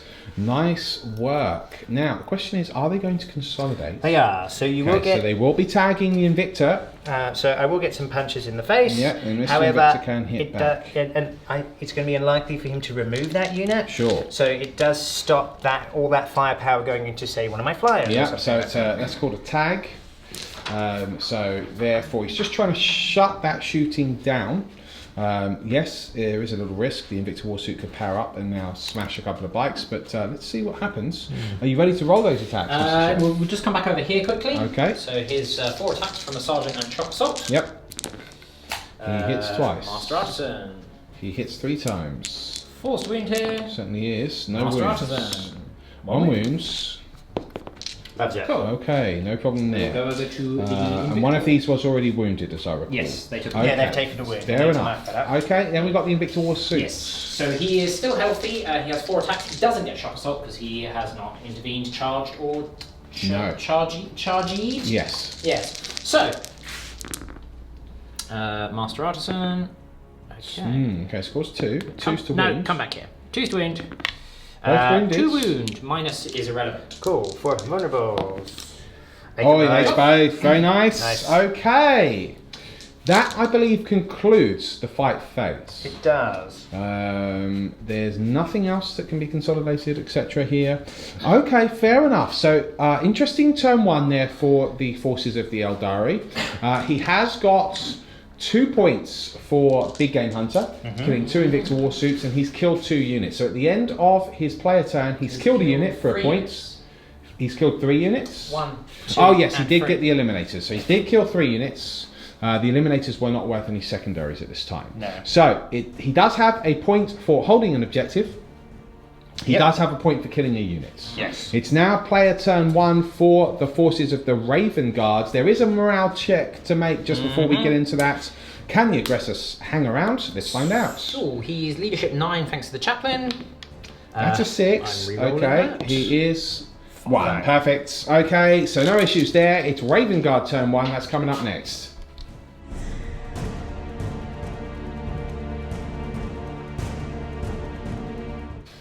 Right, folks, it's player turn 1 for the Raven Guards, and we've already got some shenanigans afoot. So here we go. This is where the play comes up. The Invicta Warsuit fell back, and a stratagem was immediately employed. What's that called, Mr. Chef? False flight. False flight. Yeah. Very nice. Okay, so 2 CP, and it effectively means that you can still shoot and charge, I believe. Correct. It Very says nice. Raven Guard unit. Doesn't have to be infantry. Absolutely lovely. Okay, so 2 CP. Question is, does the Harlequin's Warlord see that and get the command points? Yes. On a 2. Oh! Almost. Okay, no, he doesn't. Alright, so then we'll continue with this movement phase. We do see that the aggressor here is pretty much stayed where he was. He did. Okay, so he can fire twice. Correct. Very nice. Okay, we've got the infiltrators moving out here. This eliminator, of course, is still trapped in combat. These aggressors are starting to fan around the huge rock face here. Yeah. And we do have the eliminators in the center here with the Phobos Captain and the Ancients they're sort of standing in the middle there, and they're being surrounded by all of these Marines. It's quite cinematic, which is quite cool. So no doubt they'll be taking some pot shots at the enemy very shortly. This flank deathly quiet for the Raven Guards. Of course, everything removed. They have a single Invicta, just a smoking Hulk, and he's pretty much abandoning it because at the moment Chef is holding this objective. Chef is holding this objective. Whereas the Aeldari are holding this objective, and they are rather tentatively holding that objective currently. So Chef could be in a position to hold more objectives at the end of the battle round here. Whether he'll kill more is yet to be determined. Let's find out. There's no psychic, or is there? Yes, is there is. Where is your librarian, sir? He's doing his hiding, being a Phobos librarian so well that I couldn't see him. So he is right there. Okay. So he will be doing some psychic. Let's come back to that in just a second. This is it. Psychic phase. Phobos librarian Smite on, of course, the Skyweavers. Running to cast. That goes off on a 4, 5, 6, 7. I don't believe there's a denial possible here. Nope. Okay. D3 Mortals is the big 3. Kills a Skyweaver. Very nice. Okay. What's the next power he's casting? Hallucination. Hallucination. So, War Charge 6. And that's on the same unit, we assume? Same unit, yes. Goes off on an 8 there. So Okay. their leadership is immediately reduced by 1, Okay. and then my opponent has to roll 2d6. If he fails it, they're -1 to hit. Okay, got it. So, 2d6. It's fine. 6. Even Bang on. -1. Perfect. But they're No minus problem one at all. Here we go. Infiltrators. 1 is out of rapid fire range. The rest are in rapid fire, and of course they're going to the Dire Avengers holding that objective. Let's see what they do. Yes. So, okay. That is an excellent round of hits. They there with 4 auto 6s, auto wounds. That's what those carbines do. Freeze here, and then Artisan reroll. Okay. So 7 saves, no minuses though. Okay. Okay, cool. The Dire Avenger armor is 4+. Yeah. I think the Exarch jumps to 4. He has 2 wounds. He might have a 3-up save though. Yeah, I have a feeling he jumped for 3 up, but anyway. Well, regardless. No, he has 4-up. It is 4. Yeah. Okay, here we go. Cool. Right, so that's the unit wiped except for the Exarch. Except for the Exarch is on 1 wound left. Alright. But I will get my Ulthwe saves, obviously. Yes. Which I Does do make make 1, so basically the Exarch's on 4 wounds. Yeah, Sure. like a boss. Very nice. Aggressor time now. Flamestorm Gauntlets firing twice because he didn't move into the Sky Readers. So 46. Oh, that's terrible. Ooh, okay. Yep. 1, 2, 3, 4, 5, 6, 7, 8, 9. 9. But I am wounding on freeze because of Catechism of Fire. They are the closest unit. Yes. Okay, not bad. So 1, 2, 3, 4, 5, 6 saves there. 6 saves. Okay, so 4s. Okay, so 1 back is killed. Okay. And 1 is on 2 wounds. Okay, fair enough. Interesting. The Primaris Intercessors with the Stalker Bolt Rifles now. 2 of them did move, so because they're counter heavy weapons, Yes. so they're at -1, they're actually -2 because they're firing at the Sky Weavers. Let's see what these can do then. So I'll start with the ones that moved. So -2 on them. So there's 5s here, but I'm rerolling both for the Chapter Master. Yep. Okay, so 1 hit One so hits. far. The remaining hitting on 4s. I will re-roll them thanks to the Chapter Master. That's me an extra hit there. Okay. Freeze wound. Yep. Okay. That's 2 wounds. Okay, I'm re-rolling ones for the Lieutenant in there. Okay, so only the 2 wounds. Minus doesn't matter, but they are flat 2 damage. Cool. I'm just going to place this here. We all know where he is. Yes, he just fell out. So how many wounds was it to the target? Just the 2. Just the 2. Okay. But flat 2 damage. 1's already on 2 wounds. So Okay, make so 1 is fair dead, one, so 1 it's saves, so 2 left on 4 wounds. Hold your horses, folks. Of course, the Stalker Bolts are still strength 4, they're not strength 5. I'm an So idiot! you'd be wounding on 4, so that meant you actually only wounded once. Yeah, there. only wounded once. My apologies. So what we do is say on a 4, 5, and 6, you save and you save. put 1 bite back. Sure. He does. Okay, cool. so basically Stalker Bolters did nothing. Aggressors now firing at this flyer.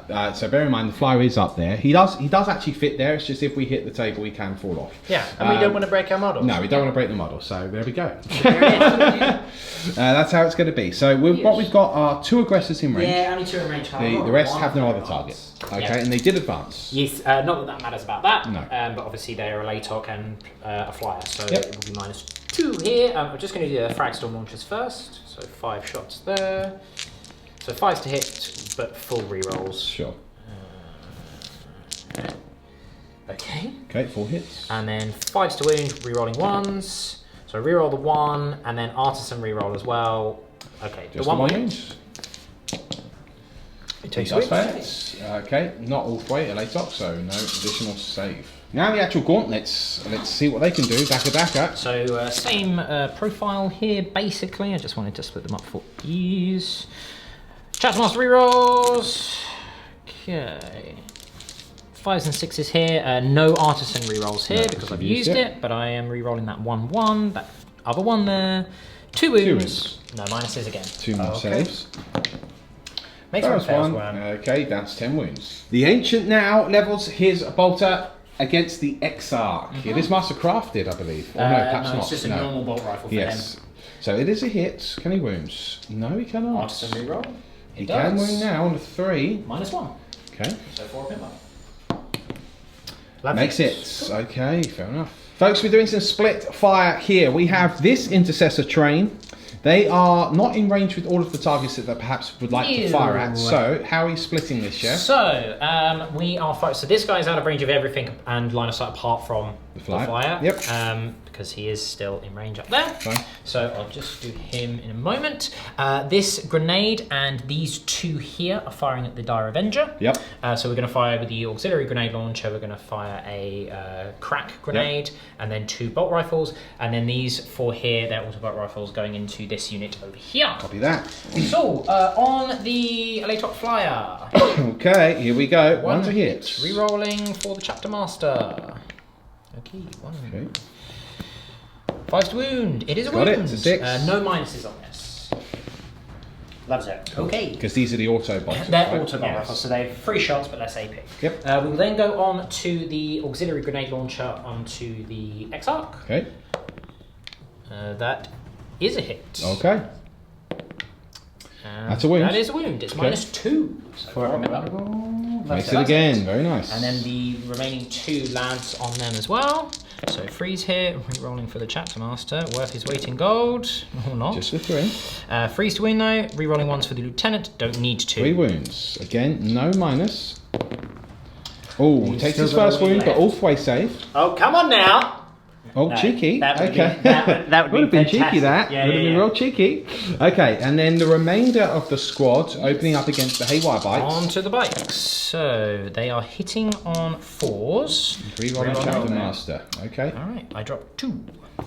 Wounding on 4s, re-rolling 1s. Ugh. So re-roll those 1s there, and I'm going to re-roll a artisan roll because I've not done it yet.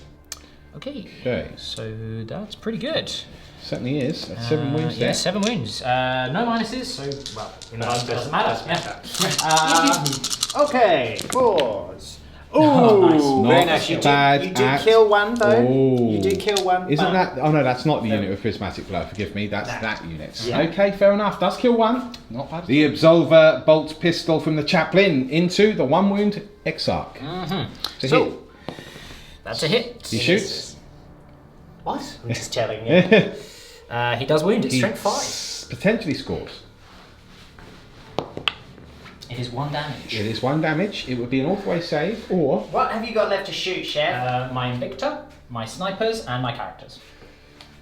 keen to get rid of this Exarch. Oh, they don't need line of sight anyway. The do they? Eliminators don't need line of sight. Okay. Ulthwe it is. No, cool. That's He's fine. dead. Okay, the Exarch did make a valiant last stand, I feel. Yeah, that's great. But, Yeah, that's pretty good. His Spirit Stone clatters to the ground. Ouch. Here go the Eliminators now. Ex Tenebris, or no, sorry, not your Eliminators. No. You mean your Lieutenants. Lieutenants. Yes, with Ex Tenebris. Firing at the Dark Reapers, is that correct? Yes. Okay, let's do this. With the +1 that weapon gives me, Yep. all hits. I can see All you. hits. I can see the top of your antenna. Where? Oh. All right, let's. We're checking line of sight here. I can't see you with this guy here. Well, the line is on Just this lad checking line here. of sight here. From him. The Lieutenant. Oh, we've got a straight line through there. Do we need a third eye? You can, but I mean, I believe you. That's fine. Okay, here we go then. it's 3 hits. He's got 3 hits. Can he wound? It's freeze to wound. I'm It's rerolling that 2 for. wounds. That. It's 3 wounds. It's -2. It is -2. It's 5 though. Dark Reapers do have better armor than. And it is 2 damage. He's got 1 save. One. Okay, so the first one is Ulthwe killed. saves. Second one is killed. Okay, so 2 of the Reapers are indeed slain by Ex Tenebris. Nice shooting from the Lieutenant. Right, we've got the Captain now on the Crimson Hunter Exarch. Rolling to hits. No. That is a 1. Can we roll? Yes. That is a March for Death. Can he wound? The re-rolls are just so good, aren't They're they? very, very good. The force multiplier is They're insane. very good. So, strength 4, so 5 to wound. Reroll for the Lieutenant. Lieutenant. No. No, Okay. just shy. Okay, fair enough. Invictor Warsuits. Everything on to the Reapers. That's going to be painful, I think. Let's see what happens. Can they survive? Incinerator. Or whatever. Let's start with the Fragstorm. Fragstorm, okay, 4. 4 shots. Okay, Freeze to hit here. he's got 3. Gonna leave that. Then Freeze to wound. he's still wound. Got 2. 2 wounds, no minuses. Fails both. Ulthwe, no, that's No, another 2 no, 2 pots. killed. Okay.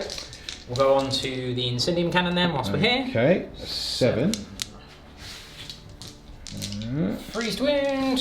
Freeze. I will use the Artisan reroll there at 7 at -2 because it's heavy in doctrine. Big news. It's 5s here. It's not rolled bad. That's 4 failed though. That would be a kill unless he makes 1 roll of a 6. He does make 1, so I'm guessing that the Exarch has a wound left, right? Yeah. Okay, fair enough. He's clearly on to life. We do, however, have the heavy bolter / heavy bolt pistol. Heavy bolter. Okay, heavy bolter. Let's do it for now. So 2 hits. I'm going to use the Artisan reroll here. Okay, so freeze wound, 2 at -2. It's -2 on that. Yeah, because it's Devastator. Oh, Devastator Doctrine, of course. Yep, okay. No. Okay, so he needs a double 6 here. Can he do it? No. Okay, almost. The Exarch is slain.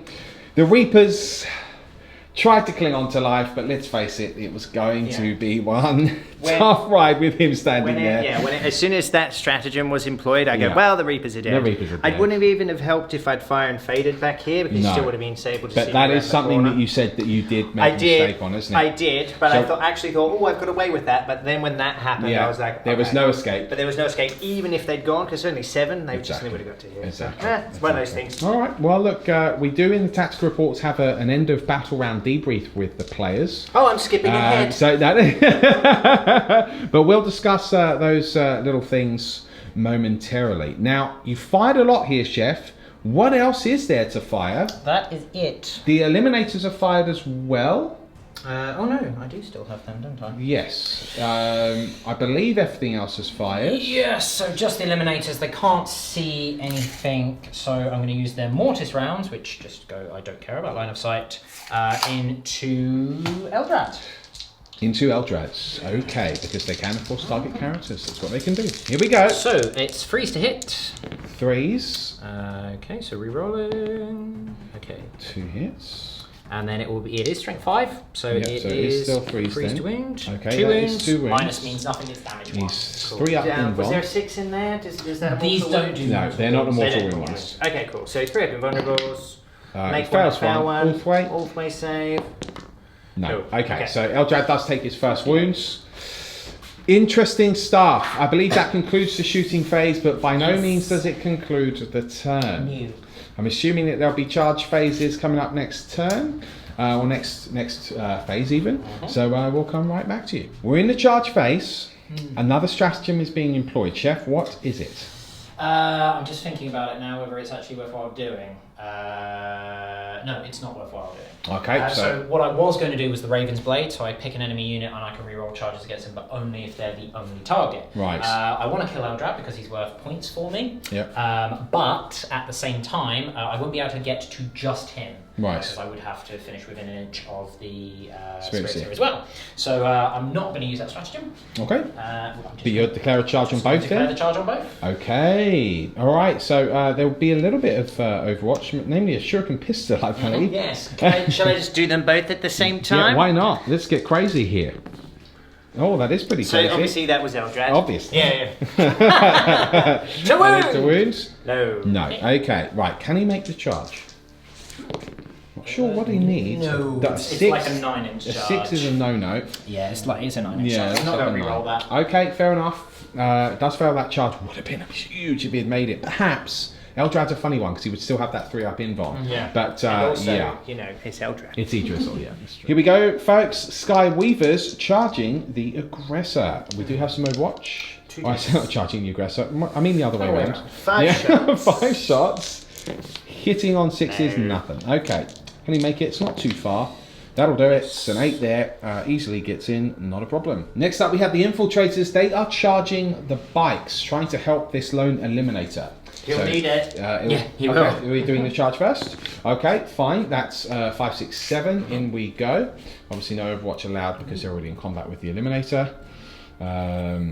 Interesting. Will there be any other charges declared this turn? Yes, there will. Okay. The Intercessors now are charging both the Sky Weavers and the Dire Avengers. I might be able to get some Overwatch with the Dire Avengers. I think maybe this one with the captain can just see, but he'll be out of range of the model that he can see, so no. Okay, fair enough. It's a big old charge. It's a big charge. You need a 10, I think you said. Yeah. Yes. No. A 6, no. That will definitely fail that charge. Okay. Any other charges? We are going to put these intercessors into the bikes as well. Okay, so swing around here. Yeah, intercessors, they don't need a big roll. They make that 4, 5, 6, 7. No issues there, and they go. Does that conclude it? Okay, that concludes the charge phase. We're in the fight phase. That's coming up next. I lied. We're still in the charge phase. It is the chaplain charging these 2 bikes. Why not? May as well.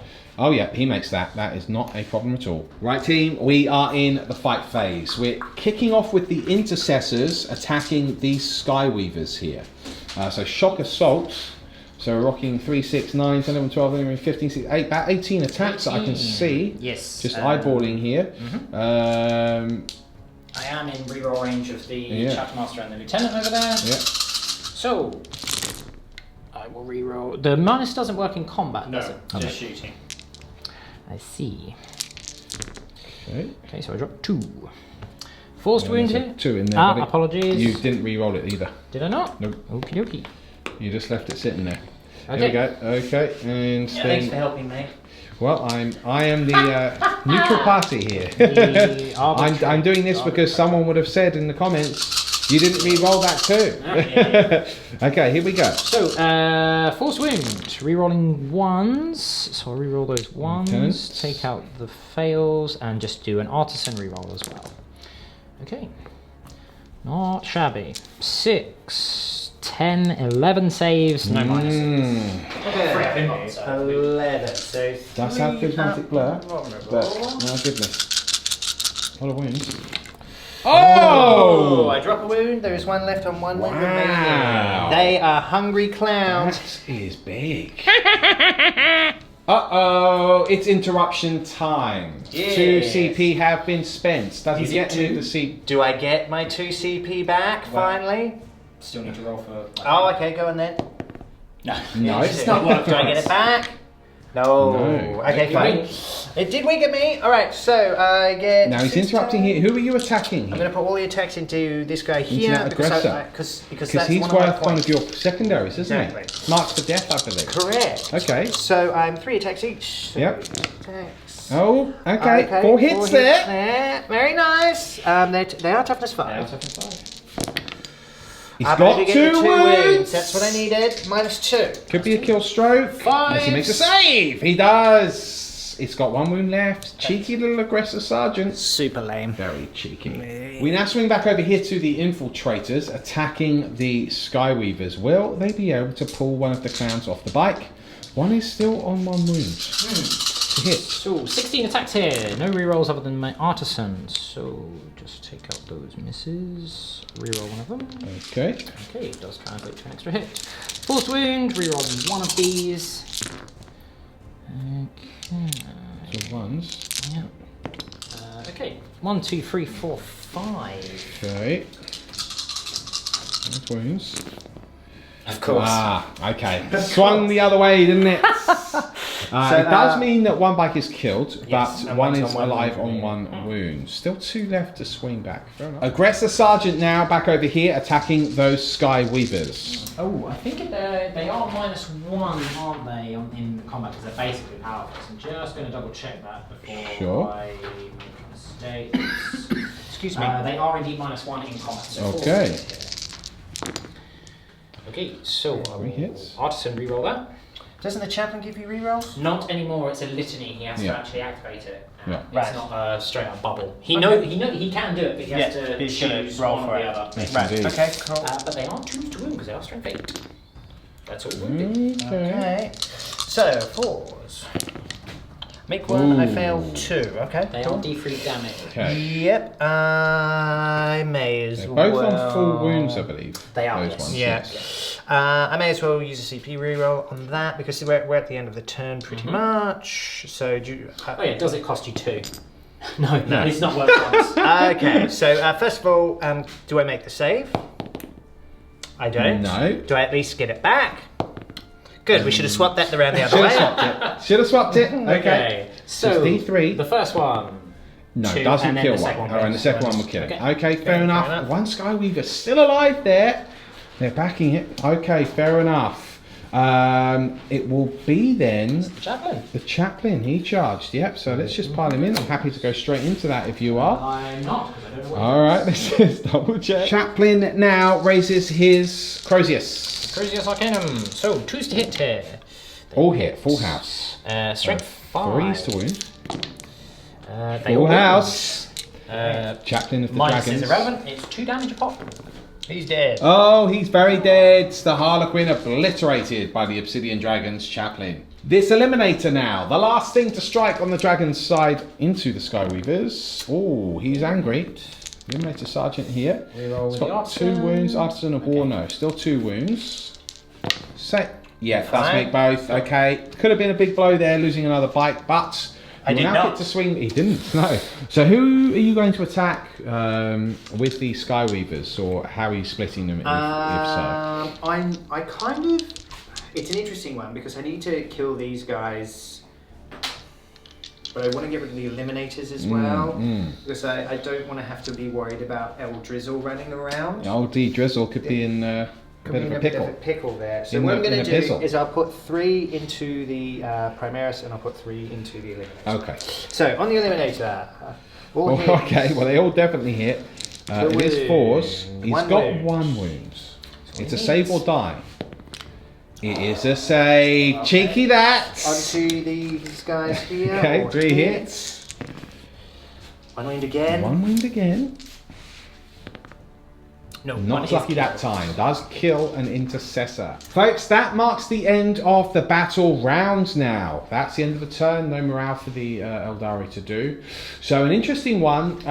In terms of the end of battle round scoring, Chef holds 1, 2, 3 objectives. So he obviously holds more. So he's going to get a bonus point for that. Did he kill more though? He killed 3. Yes, I killed 3. And also, Mr. Bone, you killed 3. Yeah. So no one gets kill more. Yep. But Chef did kill a unit and hold an objective in his turn.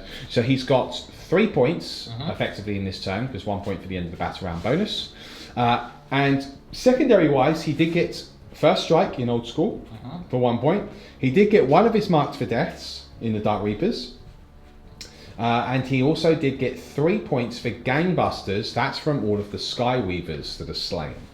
Meanwhile, Mr. Bone is still on 2 points for Big Game Hunter. Do you have any... Failed to get Recon. Do you have any other points, Mr. Bone? No. Okay, fair enough. So interesting. We'll have the scores come up on the screen anyway.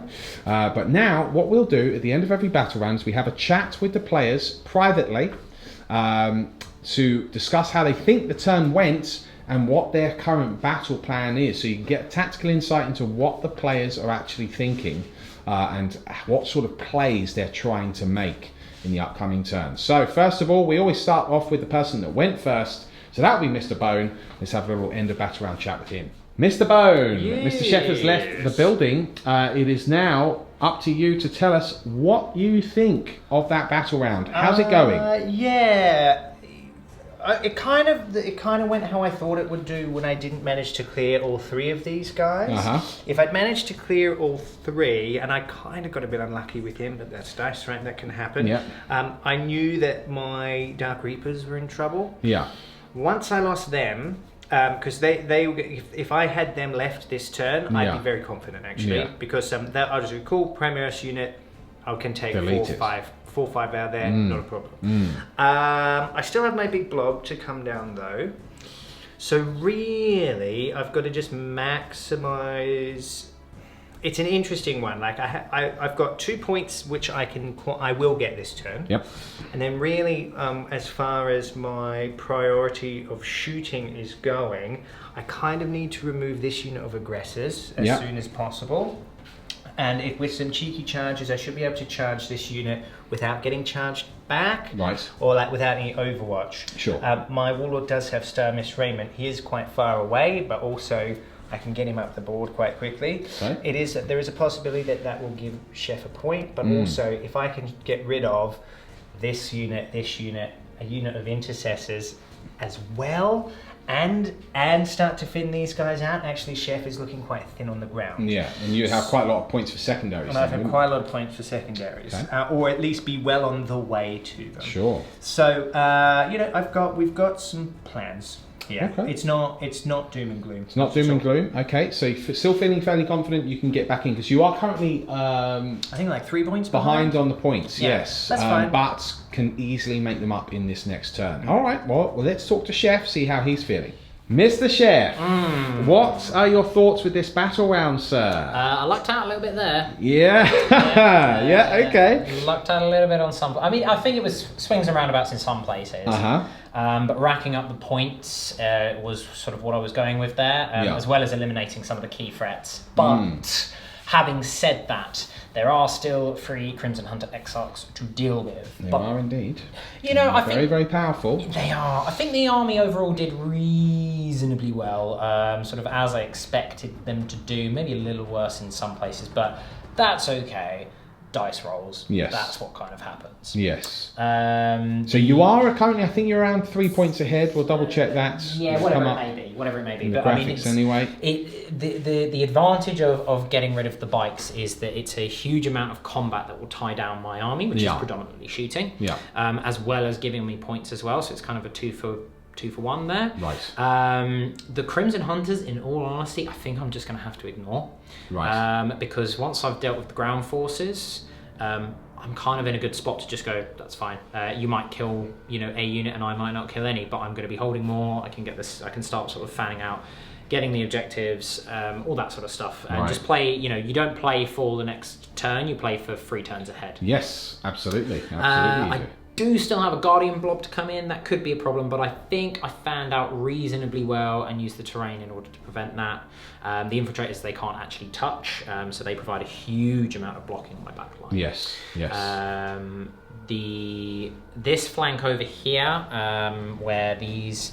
Yeah, that pretty clutch rolling there from the bone, saving the... that lone Skyweaver surviving is pretty significant. Yeah, it is. But you know what, I'll... or lone 2 Skyweavers. Well, the 2. I was hoping to kill perhaps 1 more, but he just rolled really well. Yeah. So that's what you've got to kind of deal with. A bit cheeky with the Invicta there. That stratagem is really quite nice. Hugely powerful. Great Raven Wing stratagem there. Yeah, really strong. Raven Wing, Raven Guard, forgive me. Yes, Raven Guard. But yeah, I mean, losing the snipers, so many snipers turn 1 was expected. Yeah. But it is what it is. Can't really do much about that. Just gotta kind of roll with the punches. But then at the same time, it kind of goes into what we were saying at the beginning, which is they're such a big threat. Yeah. They had to be dealt with. They had to be dealt with, yeah. And then that kind of freed up some pressure elsewhere. You still do have a full unit. I do still have a full unit. I've got the 1 in combat, who I did forget to fire his bolt pistol with, so I doubt that would have made much of a difference. But yeah, I think overall it went as well as could be expected for going second. Yeah.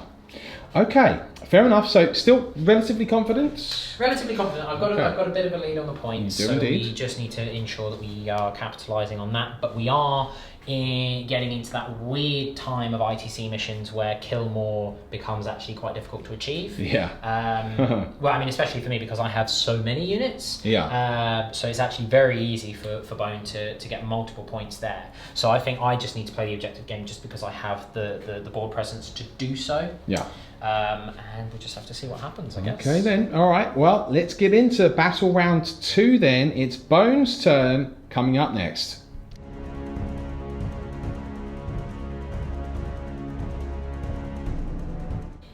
We're in the movement phase, folks. We're in the movement phase, battle round 2. Mr. Bone has descended with his Webway portaled Guardians here, Webway Strike Guardians. They've deployed near Eldrad, and they're all within range of these intercessors here by the looks of it. Dire Avengers, did they move further up here? They did, yeah, to get Recon. Okay, to get Recon, sure. So they've just dipped into that corner of the board. Meanwhile, over here, we do have this Crimson Hunter Exarch also in this quarter of the board, as well as this one that's joining him. These are able to pretty much see all of the Obsidian Dragon units here, so we'll see what he chooses target priority-wise. Meanwhile, over here, this Crimson Hunter Exarch has flown this way, does have the Chaplain and the Aggressor amongst all of these other units also within his sights. Eldrad and the Spiritseer have pretty much remained stationary. The Serpent swung around to support a little bit. Skyweavers over here have leapt forwards, have multiple amount of targets that they can charge and shoot. These two have fallen back, still able to shoot and or charge with Rising Crescendo special rule, and of course the fly keyword as well to boot. So interesting movements. He is going to have to be very specific, I think, with his shooting here. He is a few points behind. Let's see if he can claw it back. It's his psychic phase first, though. That's coming up next. We, of course, begin with Drizzle. Yes. It smites into the Invictor War suit. One thing I should mention, sorry, I'm going to put Prismatic Blur again. Okay, sure. So that I've got 1 CP left, unless, of course, I roll a 1. Hey! I get it for free.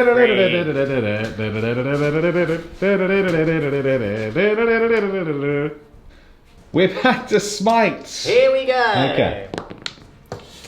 6, 7, 8. That is definitely a Smite. Again, I don't think any way of denying outside of 24 inches. Okay. Okay, here we go. D3. Oh, big 3. Very nice. Okay, he's now got +1 to cast his next power. Yes. What is that going to be? He's going to cast Doom on this unit. Doom on the Intercessors. Okay, fair enough. Doom.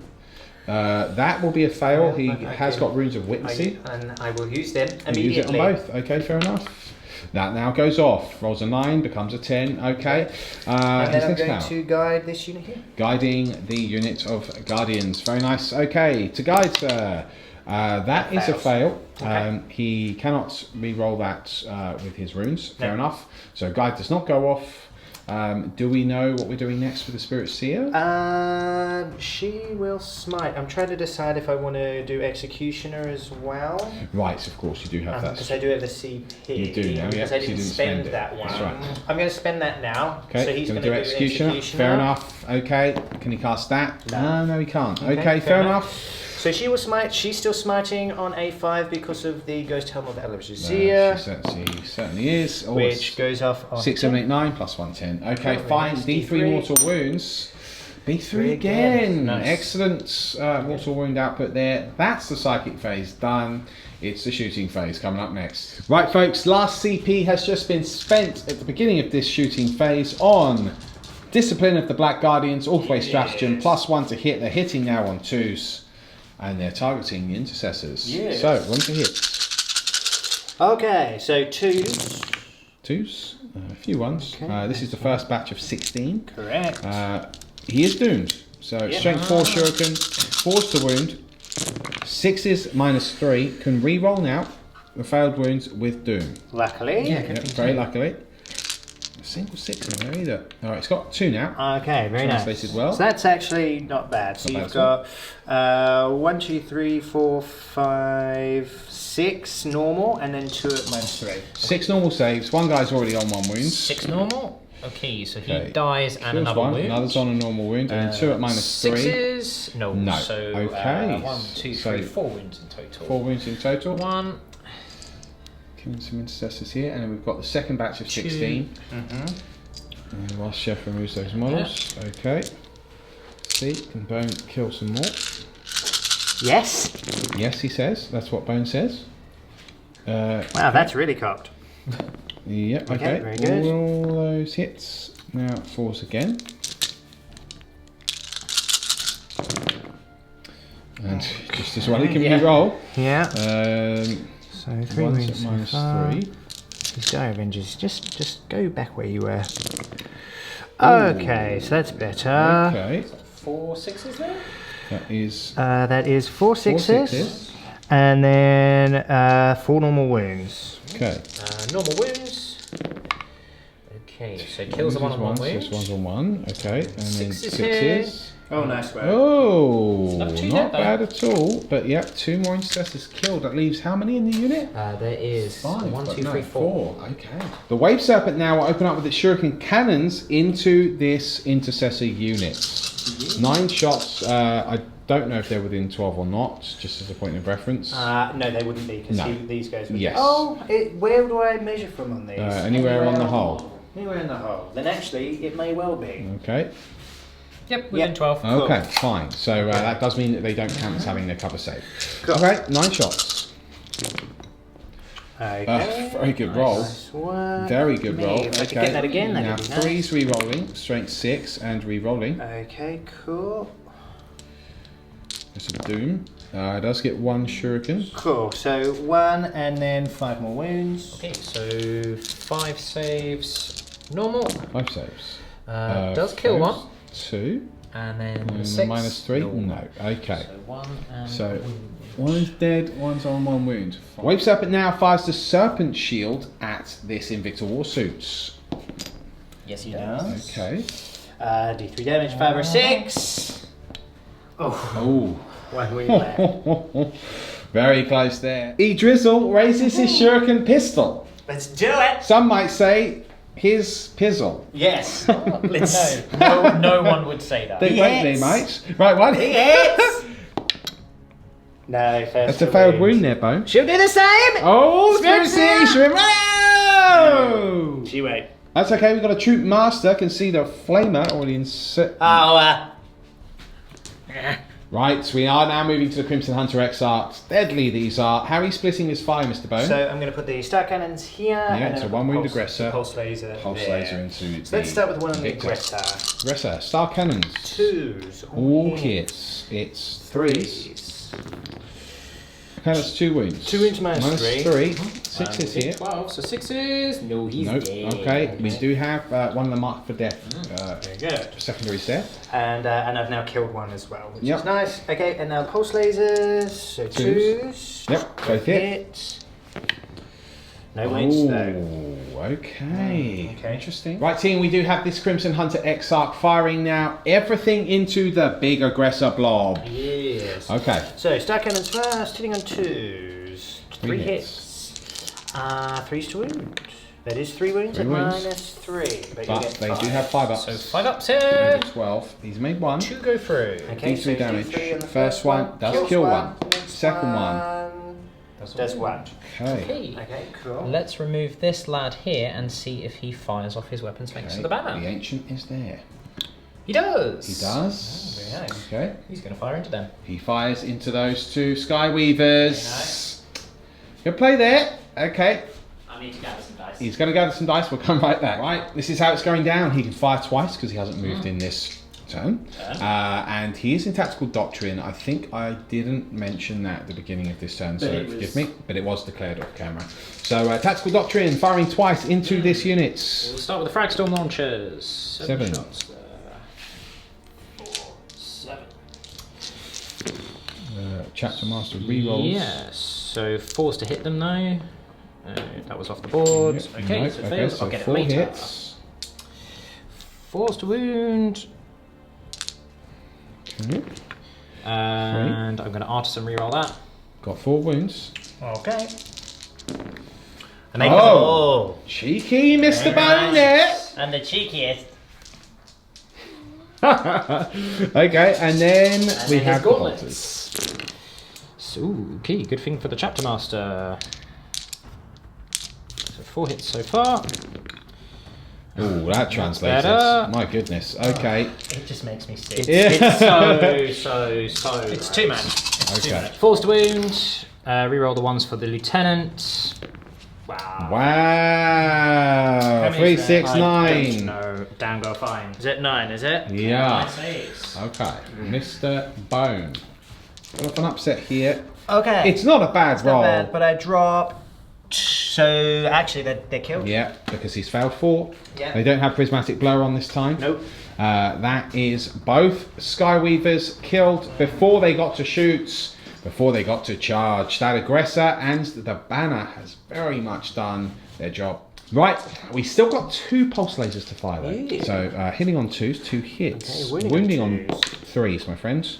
Because he's toughness 5, isn't he? And your strength 8s. Okay, great. 1 and a 2 there does mean that unfortunately both those pulse lasers fail to hit their mark. Rewind, everybody. We've just remembered, actually, the banner does work on the aggressors, of course, but he can only fire 1 weapon. Yes. So he should have done the gauntlets because that was guaranteed shots, but obviously it was just in autopilot. But he did actually fire the Fragstorm launchers first, and Bone did actually pass all of his saves first. So therefore, the bikes are actually still alive. So Bone's just got to get out of jail free get out of the banner free card there. Nice. Well done. So apologies for that mistake, folks, but we thought that was the fairest way to do it. So here we go. He's now going to choose this unit to fire. He's firing at the intercessors. Correct. 2d6, haywire. 6 shots. 6 shots. 3s. Okay. 2 hits. They 4s. lived to do nothing. They lived to do nothing. Yeah. Double 1, snake eyes. There it is. There we go, beautiful. We're swinging over to this unit of Skyweavers now. 2 are firing at the 1 wound Invictor and 2 are firing at the 3-man Intercessor unit. Which 2 is it first? Let's go at the Invictor. The Invictor, 2d6 shots, so 2 and a 4, 6 shots. 6. Nice, okay, 3s to hit. He's only got the 1 wound left. Okay, we've got 4 hits. Okay, Single 4. Oh, he gets a 6. Alright, so he's definitely destroyed. Does he blow up? No. No, he doesn't. Okay, fair enough. Invictor destroyed. That is one of Bone's big game hunter points there. Very nice. Okay, he's got 2d6 shots on the intercessors now. From the other 2 bikes, that's better. 5, 6, 7, 8 shots. Hitting on 3s here. Wow. That's 1 hit. 1 hit. Can I kill 1? Incredible. He does wound the marking for death. Does he save 4 or more? He does. Intercessor survives. That brings us to the Crimson Hunter Exarch, the final piece in this puzzle. He fires everything at the aggressors. Yeah, so starting with Starcannons. All hit. 3s to wound. 3 wounds. That is 3 wounds. I think I'm out of 12 there. Yes, I believe you're correct, sir. So it is 5s. He does make 1 save. 1 goes through. Okay. 2 go through. 2 go through, yes. So D3 on the first one. Okay. 1 wound. Okay, so it just kills 1. And then it just kills the next one, yeah. Does the banner pop off? No. No, okay. Fair enough. Okay, then the Pulse Laser, 2 shots. Both hit. They both hit because of the new Phoenix Rising. 1 wound, 1 fails. No, it fails. does fail. So it's flat 3. It's flat 3, that would kill another. So we'll do it on this lad here. Okay, does the banner go off? No. No, it doesn't. Okay, fair enough. Right, folks, here we go. It is charge phase time. So we have the Skyweavers here declaring a charge against the Intercessors. Just the Intercessors, yeah? Correct. Okay, so 7 of them will fire their Stalkers and 1 will fire the Grenade. Okay. So, Stalkers. Rerolling everything for the Chapter Master. Yes, because I made sure I was in range. No, nothing. Okay. Okay, and then the Crack Grenade. Miss. Chapter Master. No, Miss. nothing. Cool. Okay. Okay, to charge. Yep, 5 6 plus, yeah, okay, 1, so 6. Definitely makes it. So I'm moving them over here. Scoots over there, fair enough. Skyweavers now over here will charge the Infiltrators, charge the Eliminator, and the Intercessors. So everyone. The Infiltrators. So that's 2 wounds. Yep. And after some reroll. Nope. So 2 wounds, 2 saves. Okay, cool. So 3s on these guys. Okay, takes 2 wounds on the way in. Very good. The Eliminator. Then, on the basis of that, he's going to fire a Hyper Frag round rather than a Mortis round. So Yeah. D3 shots. Okay. Just the 1. Only the 1. He does hit as well. This one doesn't do mortal wounds though if I roll a 6 to wound. Right. So I was just looking for more shots there. It does wound. It's strength 5. No. Oh, Okay. He passed his charge. 1. Okay, the charge. Ooh. Double 6 very nice. Bosh. Okay, let's see how he moves. We're in the fight phase now. The 2-man Skyweaver unit into the Intercessors. That's where we're kicking off. Okay, 4 hits. 2 wounds. 2 minus 2. 1 saved. 1 saved. 1 is slain. How many left in that unit? 1, 2, 3, 4, 5, 6, 7 will be left. 7 left. Okay. So based on that, I will attack with all 4 into them. Because these guys are worth a point for me. Right, so he's ignoring the Eliminator and the Infiltrators there, going for the Intercessors. Here we go. Ooh, very good roll. Okay, Lots of hits. I want that again. Can you capitalise here on the wounds? Only 3 wounds. Okay, 5s. Oh, he makes 2. Only kills another. Okay, fair enough. That's all of the attacks done from the Skyweavers.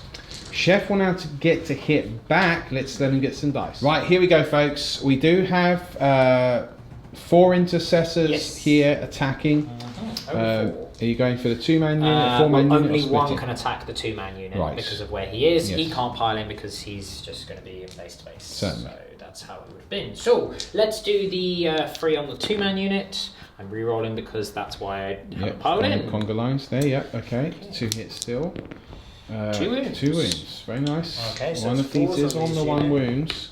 Okay, 1 is sadly killed. Right, okay, and then we have the remaining attacks. 4-man unit. So Chapter Master. Chapter Master, get re-rolls here. Okay. Was irrelevant. Assets, yeah, okay, and then 4 Forced wound. to wound here. Reroll the 1 for the lieutenant, sorry. and then artisan reroll. Okay. 4 wounds. 4 wounds. I make them. Oh, I dropped no, 1. There was 1. 1 on 1 wound, so he is killed. Okay, fair enough. So 2 bites killed in total there. We do have an Eliminator Sergeant to hit back. The Infiltrators, interestingly, aren't actually currently in combat. No, they are over away. So the Sergeant, artisan reroll. Okay, so 3 hits there. Forced wound. Artisan reroll. 1 wound. 1 wound. Takes Takes a wound. Okay, so 1 is now on 2 wounds over here. Okay, I believe that marks the end of the fight phase. Yes. I believe it now might be morale required for a couple of the Intercessor units here. So the Stalker unit has lost 2 this turn, so they can't fail. Okay. However, that unit has lost 5 this turn. Right. So they can fail. But they not on a 1, they don't. Very nice. Okay. And the Aggressors lost 3 this turn, so they could fail. Oh, they could? Okay. Yeah, because the ship is 8. Right. They're fine. No, they're fine. Okay. That marks the end of the turn. Mr. Bone did get quite a few secondary points there. What did you get there, Bone? I got Recon. Yep. I got marked. No, I didn't get marked for death. Oh yes, I did. I did get marked for death. I got 1 for marked for death. Yeah, for the and Aggressor. And then I got 1 for Big Game Hunter as well. Okay, so that's clawed back quite a few points there. And I'm holding 1 and I killed 1. So He's I got 5 holding 1 points. and he killed 1. Okay, 5 points, very nice. Let's see what Chef does. It's his turn 2 coming up next.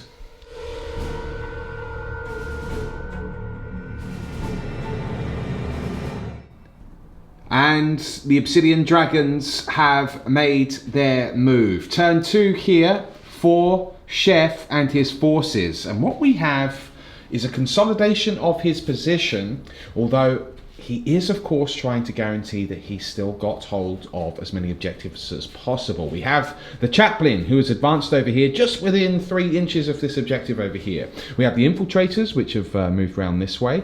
We have the Aggressors fanning out around the Crystal Formation. I do believe that at least 2, if not 3, are in range of Guardians here. Be ranged. That's why I had to advance them. No problem, so they have advanced. We have the Ancients there, the Lieutenants, the Phobos Captain, all in the middle, and it's like they're being surrounded and protected by all of the forces. More Infiltrators over here holding this objective, and the Eliminators seeking across the battlefield their prey. Various characters, of course, are available to them to snipe, or they could go for a Wave Serpent. As Chef has said, they are quite a pan-useful units. Versatile, yes, that's true. Or they could even fire at the Guardians at a push as well with their frag rounds. So what we have over here is the Phobos Librarian and the Intercessors still in combat here by the looks of it with those Skyweavers. That's the movement phase. I'm assuming there will be a psychic phase, so we'll come right back to it. We're opening with the Phobos Librarian. It is Smite. Smite. Yes. Smite it is. 7. Let me just measure up who is close. They should be equidistant. The Aeldari are not in denial range. So he is just over 5, and he is just under 5, so it has to be on him. Okay. That's the one-man one as well. It's just one mortal wound. Okay. Okay, so 1 wound down on that biker. And now it's Hallucination on the 3-man Skyweaver unit. Doesn't go off. It's cast on 6. Okay, fair enough. That concludes the psychic phase. It's shooting. That's coming up next. We're in a shooting phase now, and we're sticking with the Librarian. He's opening up with a rather extravagant pistol shot into the flyer. He has no other targets. Why not? Okay. Misses. And he misses. Ask some reroll. Misses still because he's only BS3. That's it. Okay, fair enough. Chef has remembered pistols in combat this turn, so the Eliminator pistol into the 3-man Skyweaver unit. Now, interestingly, this will be at -1 to hit because it's a shooting attack. Because it's shooting attack, So I miss. And so therefore he misses. Reroll. I miss again. He misses again. Okay, fair enough. Do you know what you're going to be firing next, Yes, Chef? we're going to go on to this 6-man unit of intercessors. Okay. Their pistols. Their pistols? They are within reroll range past the rocks of everyone. The upgraded chapter master there. Okay. So, forced to hit. He's got 3. Reroll fails. He's got 5. Forced wound, rerolling the 1s for the lieutenant in there as well. Certainly is. It's 1 wound. I'll reroll the 1 to reroll. and an artisan. And an artisan. Okay. Okay. Nothing. Okay, so 1 wound. Okay, so this is on the 3 or 1-man unit? This is the 3-man unit. Okay, cool. So they have prismatic blur on them still. That's a 6. No issues there. And now we get on to the fire proper. It's triple aggressor versus the Guardians. They have moved. In fact, they've advanced. But that's not really relevant. Yeah, exactly. It's all about shooting once in this occasion. Yes. So let's see what they can do. Yeah. So just as an aside here, because I was out of coherency with one of my with this rear model here, yes. I moved him up to get him back into coherency. Okay. And then also to get him into range. However, the rule for Firestorm is the entire unit has to stay still. Right. So at that point, I did move up the rest of the guys. Otherwise, they would have been in range. Right. So there was no point in standing still. At that point, may as well have just pushed the attack. Yeah, understood. Okay. So the Voltstorm Gauntlets first.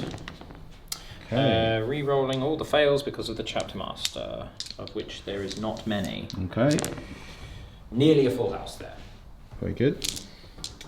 All right. Freezed wound. Freeze. That's it. This is where aggressors really shine. Re-rolling 1s for the lieutenant, and I'll just do an artisan re-roll as well. Okay. 5, 10, 14 at -1. 14 minus 1. Okay. Okay. So 6s followed by 6s. So I saved 1 so far. And Ulthwe Ulthwe. saves. I save 4 in total, so 10 a kill. There's 6 left. Ouch. And now we have the Fragstorm launchers. Let's see if there are going to be any Guardians left alive. 5, 6, 7, 8 shots there. That's 2 more shots than there are Guardians in the unit. Fine. He hits on 3s. He's re-rolling. Only 5 hits there. Freezed wound. 3s. Okay, that is 5 wounds. Ha! Save 2 so far. And Ulthwe. No. Okay, so at least 3 left in that unit. My goodness, can you imagine what it would be like seeing all of your friends butchered that way? The lieutenant opens up with the Ex Tenebris now, the sniper rifle. And he's firing at the Warlord, which is the Troop Master just down here. Yes. So let's see, can he find his mark? Yes, well, one hopes so.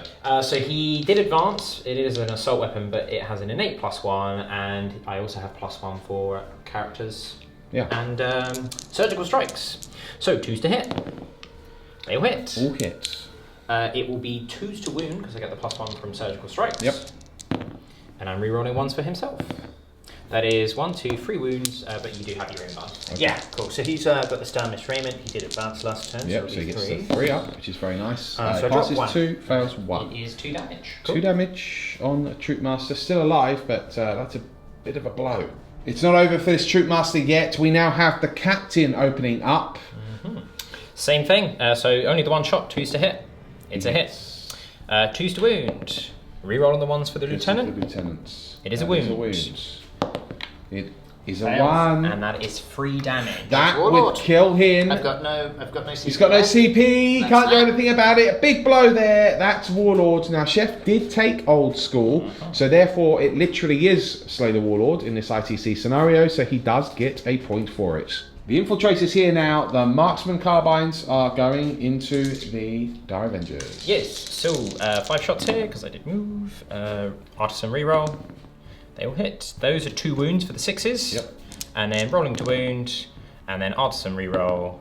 Okay, that is 1, 2, 3, 4, 5 wounds at -1. Cool. Reliable little weapons. Quite like them. The more I see them. Yeah, I like them. Okay. Right, I'm actually going to not take these on my Exarch. So we'll be looking for 5s here. 5s. This tactical doctrine does So pass 2. 2. Because they do it. They are Ulthwe. Yeah, they are Ulthwe. They are Ulthwe. They are taking in that detachment.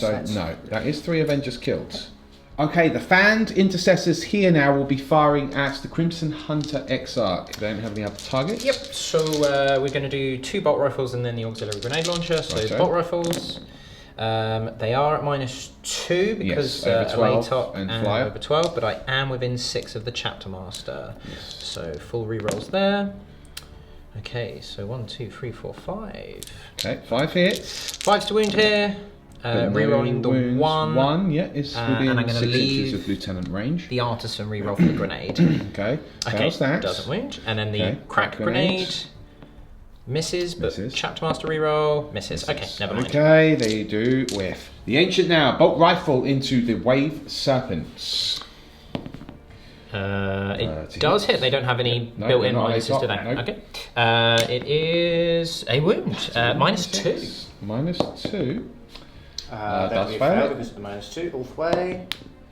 No, takes a wound. Okay, Serpents, first wound down. The Infiltrators now will be opening up against the Wave Serpents. For those wondering, why is he not firing at the Guardians or the softer targets? It's because it's impossible for them to remain on the boards. Morale-wise, Mr. Bone doesn't have any CP left to protect them, even if he wanted to. So, okay, Infiltrators, here we go. Okay, so 2 auto hits there, and then 3 normal hits. And then Artisan reroll, and that's it. Okay, so 1, 2, 3 wounds at -1. So I fail 2. Ulthwe. Hey! Very good. It's the Eliminators now, and they are seeking to eliminate Eldrad. 3 Mortis rounds into him. So I did forget this last turn, actually.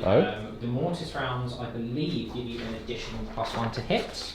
Really? Yeah. They give you loads of like. So they'd be buffs. hitting on 2s then? They would, because I did move, but obviously I have the +1 for the surgical strikes. Executioner round, sorry, not Mortis rounds, because the Executioner round is the don't need line of sight. Yes, because I guess you can't see him. Yeah, I wouldn't be able to see him otherwise. Right. Yeah, so I don't need line of sight. You don't get any cover saves, and you do add 2 to the hit roll. So actually, you can move and fire those, but there are only 1 damage. They never cause mortal wounds. So okay. Anyway, Executioner round. choose to hit. Rerolling for Artisan. Or Artisan, yeah. Artisan or Chapter Master at this point, doesn't matter. He is toughness 4, isn't he? Yeah. So it is 2s to wound though, because of surgical strikes. And then I'll reroll that for Artisan, why not? 1, 2, 3 wounds. There's no mortal wounds or anything like that. Good. Okay. 3 have been vulnerable. He fails 2, but he's got Ulthwe. Or does he? No. Okay. Doesn't his Ulthwe go for 5? He has a special version of it. Yeah. With Ulthwe? Oh no, maybe that's mortal wounds. He's got the Ghosthelm. No, that's mortal wounds. That is okay. He's got So the he takes a Ghosthelm. I think you two are talking about the Ghosthelm. Yes. We might be talking nonsense, yes. Don't worry about it. Yeah. We are talking nonsense. Yes, Ignore us! I know. That brings us to the charge phase. The Phobos Librarian is charging which unit? Well, he can only get to this unit. Yes, just the one man, I won't be able I to think, fit right? through that gap. Okay, so just the one man Skyweaver. Yeah, I mean, you could argue to charge both, like if you had CP to attack again, for example, you could argue to charge both, kill him, pilot him, but I don't have the CP to do that, so it is moot. It's irrelevant. That will make it. So he needed a 4, he rolled a 5. Infiltrators now are charging and attacking the 3 The 3 bites, yes. 3 bites. So it's a 6-inch charge here. Yes. Yep, easily makes that on an 8. And we swing round here. The intercessors are charging the Dire Avengers. I don't believe either can see each other. No. So no Overwatch, just making a charge. Not like that. Okay, I think you need like a 9 or 10. Needed a 10. Fair enough. Okay. Infiltrators, Chef just checked range. Actually, he could make it on a 12, which means one of the infiltrators could have rapid fired. But he does need to make a double 6 roll. So here we go. Or an 11-inch roll, rather. 2 hits. That is 2 hits. 5 hits. Actually, 5 hits because of the Dire Avenger special rules. Yeah. Oh, that's nice for me. Yes, that's really cool. And that's 1 Shuriken hit and 1 wound. Okay, so Shuriken hit on a 6. Nope. And then normal save. Fine. Okay, so 1 is slain. They aren't one is wounded. They Sorry. aren't base -1, are they? No. Okay. No. That would be a mixed Craftworld trait. Sure. Yeah. I got you. The charge. No. Okay, fails his charge. That brings us to the fight phase, folks. It is the Phobos Librarian first, attacking the single Skyweaver. Artisan reroll. Okay. Okay, 4 hits. Forced wound here, because he's just got a power sword. Just the artisan reroll. No, he whiffs. Big news, people! Big news. Next up, it's the Infiltrators attacking the 3 Skyweavers. Will these weavers weave their way away from the attacks? Right. But I'm just going to double check. I am not in reroll range. Okay. So just an artisan Left. reroll in here. The glorious bubble of the Chapter Master. Okay, lots of hits though, nonetheless. Ooh. Lots of hits there. Force wounds. Combat And blades out. artisan reroll. That's a disturbing amount of wounds. but they do these have a are 3-up. prismatically blurred. How many? 10. 10? 10. Outrageous. Right, 10 wounds. Mr. Bone here, Hiya. rolling, but it's not bad. He's only dropped 2. Enough to kill one. It is enough to kill 1, but that could have been much worse. Okay, we now have the intercessors. He can only get 1 against the single I can get Skyweaver. 2. Sorry, give me He's 2. within an inch now. Of course, yes. And then you've got 3 attacking. Yes, because he's He's out a of lieutenant, range. right? Yes, Yes. but okay. they are within range of Okay. rerolls now over the rock. Understood. So, the two guys on the single model there. Reroll. Okay. Forced wound. Does Four get 4 wounds. wounds. The pressure here. Oh, he's dead. Bone! Oh, he could have survived. Could have been a contender. But he is clearly no Marlon Brando. Okay, next. What do we have? So the 3 on the 2-man unit now. So rerolls. Okay, doesn't matter. Forced wound here. And then artisan reroll. 1, 2, 3, 4 wounds again. 4 wounds. Okay, cool. So 3 hits this 3 time. Okay, give us a Oh bike. no! The luck has swung the other way. Another Skyweaver down. Just 1 left alive. Big blow. Right, so it's now the Skyweaver's turn to hit back. He's going to try and go for the kill on the Eliminator. Yes, because otherwise Chef will get killed and hold more. Yes. Great. He's got 1 hit. And I failed to Ah, he's failed to wound. It's a tragedy. Yeah. The Harlequins portion of this force have pretty much all been crushed. There was just the Flyer Wing and Remnant Ulthwe force left. It's starting to look grim for the forces of the Aeldari here, as it appears that with this morale check coming up, that is of course a complete fail, so that unit is wiped. I'm not sure if the Avengers can actually fail. I don't think they can. No. Maybe if I rolled a 6. No, it's 1 to 1, so they're definitely fine. Well, I've still got the attacks on the Eliminator to do. Ah yes, of course. Let's do the Eliminator. As a token, artisan reroll. Triple 6. 1 wound. Artisan reroll. 1 wound. Nothing. Okay, and he does make that save. But that marks the end of the battle round. Let's just go over the points quickly before we have a chat with both the players. Chef, in the end, did kill more. Is that correct? So I did 1 unit. Yep, you did the Warlords. 2 units, 3 units, yeah. Yep. And Mr. Bone had killed 2 units in his previous turn. So Chef kills more at the end of the battle round.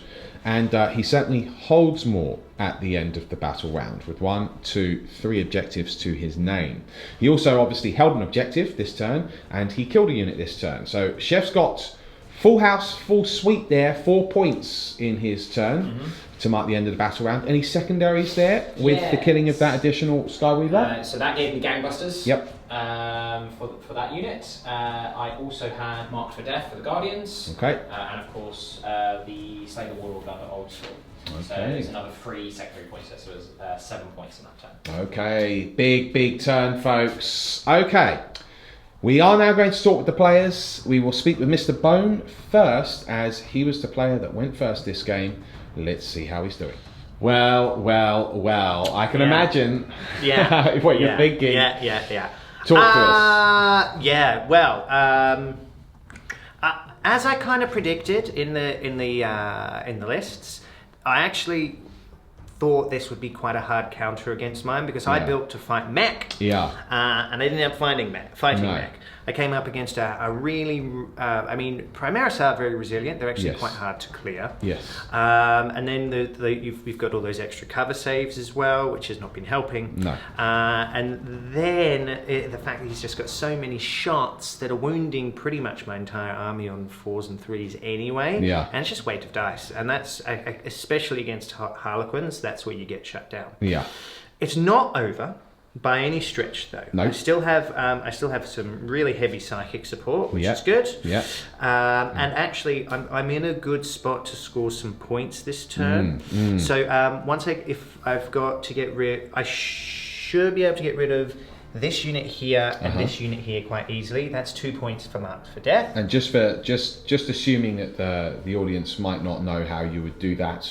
What are you sort of planning to put into them? Well, you've got a couple of options. I mean, what I'm probably going to do is move my Wave Serpent to here and get these guys behind it, and I'll smite over the top in Executioner, thus screening them. So mortal wound outputs. Okay. I should be able to move in such a way which will mean that he has to move. However, he gets pluses to hit them anyway, so it shouldn't make any difference.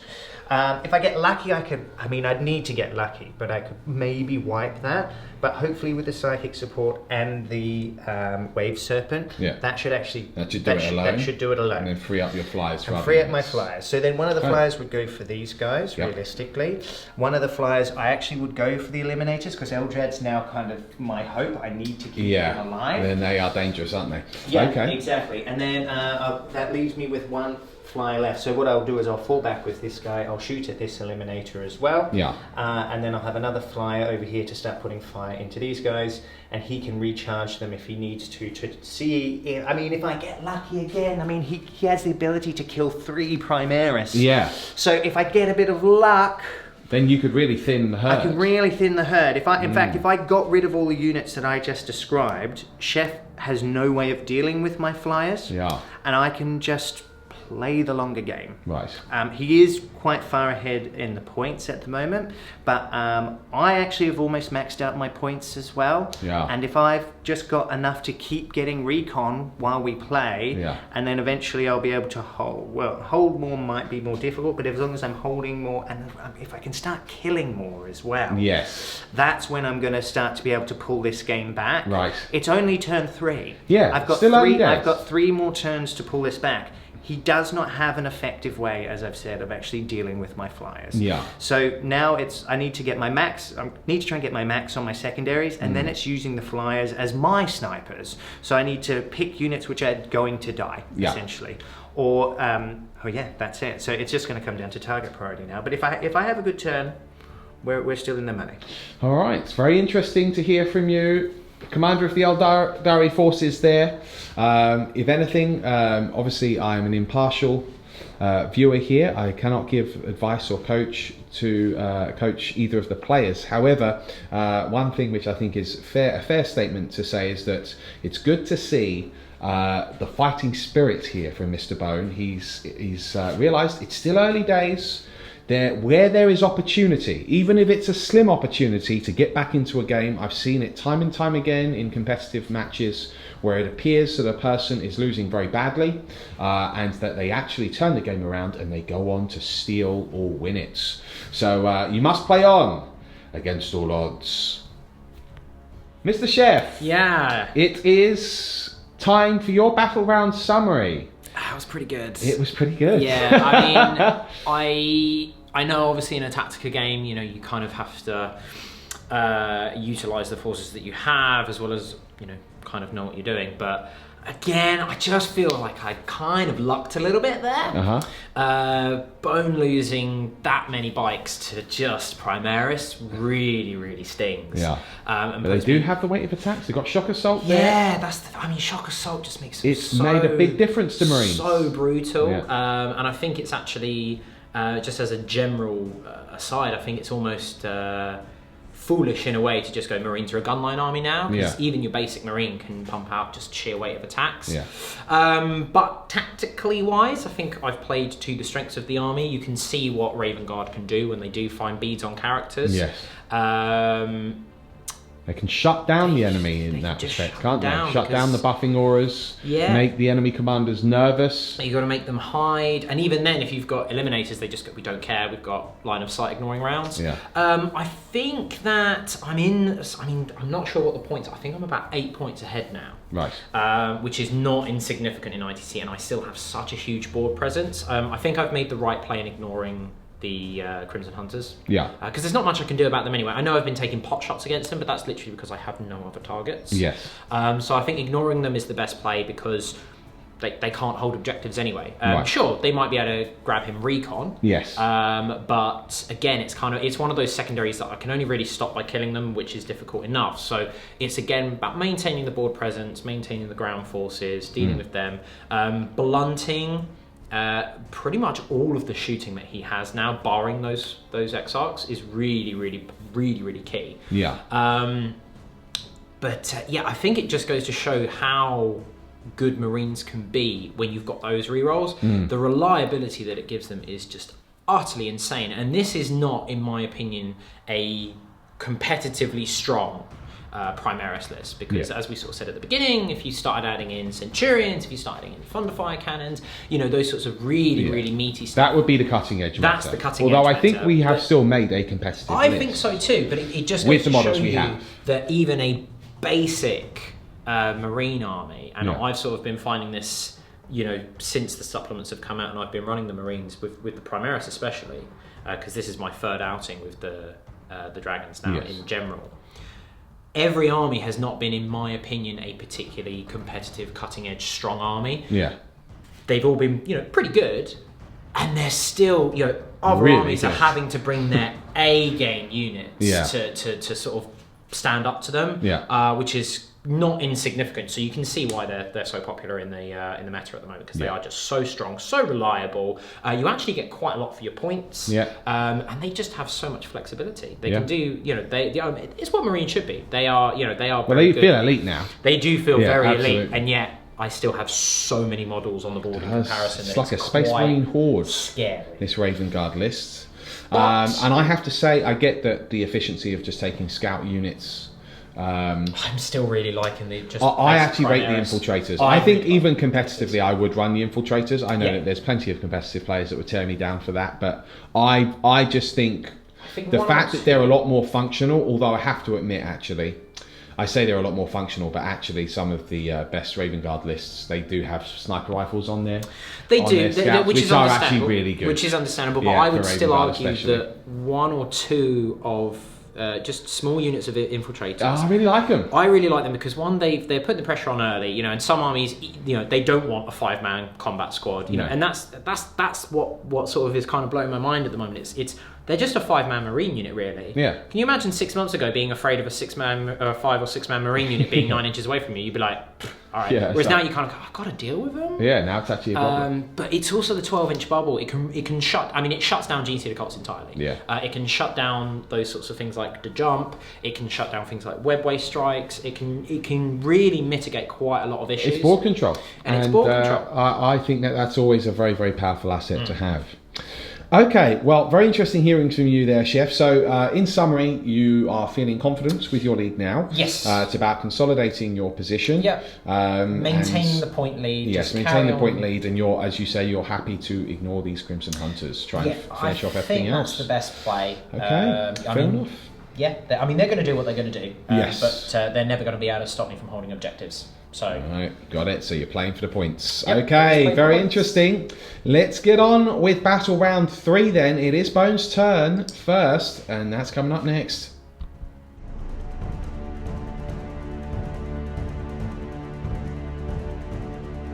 This is it, battle round 3. It's turn 3 for Mr. Bone. Eldrad and the Spiritseer have moved forward ever so slightly, but the Wave Serpent has moved in place to protect them. They look across its hull and are looking towards the battle line here. It looks like the aggressors are first on their list. Meanwhile, we have these flyers. The flyers have scooted around. They're sort of really just, they're following each other around the battlefield, aren't they? Well, it's so I can get recon. Yes, so exactly. The way that you are circling. Yes, essentially. It's quite cool, actually. Yeah. It's just flying around this battlefield, just like picking out units and blowing them up. It's cool. Yeah. Elder flyers, just the fact that you can move, you can rotate, then move again. It's actually really easy to score recon when you've got flyers in missions like this. Recon's very popular for Aeldari forces in ITC, absolutely. Okay, fair enough. And then all the way over here, we do have this Skyweaver, which has now, of course, fallen back. So, it is a psychic phase. I think we all agree it would be an important psychic phase, this one. Let's see, can Drizzle and the Spiritseer power up? We begin with Eldrad Ulthran of Ulthwe. He is casting Smite on the aggressors, being the nearest targets. Correct. Yep, that goes off. 4, 5, 6, 7. Phobos Librarian is out of denial range. Here we go. That's 2 mortals. A respectable start. He now has +1 to cast on all subsequent powers. So now what I will do is do Executioner, and actually it's kind of good that I didn't kill one there, because I should now, if this goes off, I'll get the bounce. That's right. Yeah. You're absolutely right. All right, let's see what we can do. Perfect storm, some would say. So Executioner. That goes off. Okay. So one guy dies, but all mortals carry across. So he dies, and then a mortal wound goes on the next one. To the next one. To 2 wounds, and then D3 again with Executioner. He does kill 2. Eldrad has very much done the business. However, just before we remove the models, we must, of course, roll for the Ancient. Do either of these aggressors? Yes. So, I mean, they're both... I'll just do them both at the same time. It's kind of moot. No, neither go off. Fair enough. Okay. We will continue with the Psychic phase then. Is Eldrad finished? Well, he's got one more left. He's still got Doom or Guide left. Yes. I'll probably put Guide on this. Right, okay, so... I don't really feel like there's much need for and there's not really the targets I want. So yeah, we'll put Guide on here. Guide on there. That definitely goes off. No issues there. Okay, cool. Are we ready for the Spiritseer, sir? Yes, she will smite. She will smite on the lone aggressor. She has a +1 because of her relic.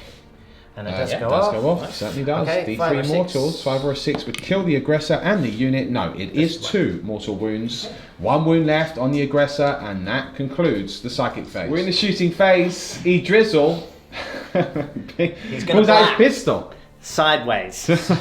Glaps. Hits the aggressor. Wanting a 6 here, really. Oh! It is a wound, though. It's a wound. It's a save or die situation here. So free up. He does save. It's up to the Spiritseer. Okay, the Spiritseer now. She does hit. She does wound. No. Oh no, the tough is 5. Forgive me. Sorry. Yes. Okay. Failed wounds there. No problem. This is how it's going down. The Wave Serpent will do the turret. 2 Shuriken cannons into the aggressor to try and make sure of it, and 1 underslung Shuriken cannon into the intercessors. Yes. Okay. So 6 shots. I am guided. It's guided. Yep. So. Cool. Yep, 4 hits. You can get that again. Yeah. Yeah. 3's the wounds. He's got 1 Shuriken Rends there. 3 other wounds and as 3 well. other wounds as well. Well, let's do the 3 other wounds. He's already dead. Failed 2 of them. Aggressor's wiped, and that makes up 1 of his marked for death. Correct. Secondaries. So now the 3 on this unit. Okay. 3 hits with Guide there. And 2 wounds. Regular saves coming up, makes it no issues. The Skyweaver now puts D6 shots into the Eliminator. 2 shots. 2 hits. That's 2 hits. That's 2 wounds at -1. So 4s. Oh, Okay, kills the Eliminator. Yeah, okay. That's 2 units killed this turn. Seems the Aeldari still have some fight in them left. Crimson Hunter Exarch hunting his prey here, firing at the Intercessors, which would be the last of the Marked for Death, I believe. No, there's one more with this. Oh, of course, yes, that's true. Okay. We are getting. We'll get to that. Okay, so 2s on the Starcannons, 3 hits. 3 hits there. 3s. It's got 2 wounds. -3 on the Starcannon. Darn. Okay, so -3. Was it? Yes. Okay, He so is over 5s. 12 inches away, so 5s. Does One pass 1, save. fails 1. D3. Well, 1 is on 1 wound, so 1 is indeed killed. We then have a Pulse Laser. Is just in banner range. Let me just Okay. roll for that quickly. Certainly. No, it okay, doesn't never go mind. off. Okay. And now the Pulse Laser. 2 Both hits because of Hawkeye. 2s here. 2s, it is indeed. Only gets the 1. shame. It's -3, Shame. and it's a kill. No, for each it is a foe. kill. Yes. Okay, So so I just remembered. that leaves just the Intercessor Sergeant left. Okay. Well, there we go. He's just going to try it again, basically. So 2 Pulse Lasers from this Crimson Hunter Exarch into the Sergeant this time, and the 2 Starcannons into the Remnant Intercessors over here. Yeah. So are we opening with Let's open with the Starcannons. Starcannons? Okay, 4 shots, 4 4 hits. hits. Very nice, 3s. Unlucky there. Okay, Big blow. fair enough. 1 wound minus. He does fail 1. It's So D3. And it doesn't kill. I'm Okay. assuming there's none on 1 wound there. No, none of Okay, that. so Okay, 1 is that's on fine. 1 wound. Really, this is what I The need. Sergeant, though. yes, to kill them. 2 Pulse Laser. That's 2 hits. A 6 and a 5 there, folks. It's 2s. 2 wounds. Right, he needs 2 saves of 5 or more, or he is He's so dead. Obliterated with the Aeldari nice. laser technology. Crimson Hunter Exarch over here now. Guess what? Firing at the Eliminators. Trying to protect his characters. Yep. Trying to go for another kill. Yeah. We'll put him up to 4 kills this battle round. Which is pretty solid. It is. Let's see what we can do. Okay, so fuel That's all the 4 time for the hits. Starcannon. That's 4 hits there, folks. 2 That's wounds. 2 wounds. Okay. So you are over 12, which means I have a 1-up save thanks to my Catapult. Yes. So -3, yeah? Yes. 4s. I'm fine. Oh, he made some double 5. Interesting. Okay. Pulse Laser. Both hit. Pulse Laser. Both wound double 6 as well. Same again. Same again. I save but 1, does kill 1 one. is killed. Okay, 3 damage on an Eliminator. Sorry guys, I just cut it off too early, just before Chef rolled his banner. Does the banner go off? It does. It does. Okay, had to come round. What is this Eliminator firing at, sir? We are going to fire. I don't know. Okay, should we come back to you? Yes. Alright. Executioner round on Eldrad, seeing if he can take more wounds from this venerable Farseer. Reroll He for the can Catmaster. reroll, that's right. He hits. He does hit. 2s to wound. Okay. He It's a does wound. wounds. It's okay. 1 damage and all that sort of stuff. It's a You know. 6, very stylish. Okay. We resume the Aeldari shooting phase. However, I think you've concluded it, right? I have. So it will be the charge phase coming up next. Correct. If this Skyweaver, because they can fall back and still charge, rising crescendo, Yeah. wants to. Yeah. Will he be charging? Yeah, I'm going to charge into these guys. Okay, well, let's just go right into it then. So 6 there. We've got the Overwatch coming up. 6. 1 is going to throw a grenade. There are 5 intercessors in that 1, unit. 2, 3, 4, 5. Oh, sorry, he is part of it. Yeah, he's their he's the sergeant. sergeant. Yes. So we'll okay. do the Stalker Bolt Rifles and a Crack Grenade from this lab. Yes. So Stalker Bolt Rifles. I'm re-rolling because of the Chapter Master. Yes. Over that rock. That Nothing. hits. Okay. Yay. Crack Grenade. Oh, Hits. that's a hit. Freeze to wound. It is It's a wound. Oh, he's failed it. It's a 2, folks. D3 It's not a damage. guaranteed kill, but it... Oh, he's still Okay. alive. 1 wound, can you believe it? In he goes. Okay, in he goes. 7, yes. He makes combats. Let's see how many he can take before he inevitably is killed. Team, we're in the fight phase. We're back to this Skyweaver. We never left him. It's time for the Zephyrglaive to start doing some Zephyring. That is not bad. Not a bad start. It's 2 hits. It No wounds. is no wounds. Ah, Mr. Bone. These Harlequins just bouncing off the Space Marines. Well, they've held them there for a while. They have, that is true. Can't argue with that. That is Right. true. But he does get to hit that now. Yes. I'm just going to do my pile-ins. He's doing the pile in. That's what he's doing. So, with me one sec. If we just pile in the ones that we know are going to go there. Just Unless you're up to there, you're the wounded one. So the sergeant still won't be able to attack, but that's not an issue. I will, however, have 1, 2, 3, and 4 with his pile in as well. So yeah, 1, 2, 3, 4, and you're within an inch, so 5. Okay. Nice. 15 attacks because of Sharp Assault. Yep. 5, 9, 10, 15. Now that tiling has moved me out of range though of the rerolls. Sure. Because otherwise I wouldn't be able to attack at all. And that's a shame. Just get it done with those. Depends who you're going for, I guess. Well, 1 artisan reroll. No. Okay. Forced wound. Pause. And 1 artisan reroll, so that is He's 2 only got saves. 2 wounds. Skyweaver's only got 1 wound, but he could live. He does live! Nice. That's Another actually interesting blow there for the Space Marines. That's actually quite good. Is that quite interesting? Yeah. That brings us to the end of the turn. Mr. Bone, can you talk us through the points you have scored where you killed a unit? Yeah. You did hold... No, yeah, you did hold an objective with the Avengers. Just over here. Let's see if I can get to them. There they are. Yep. So you've killed 1 and you've held 1.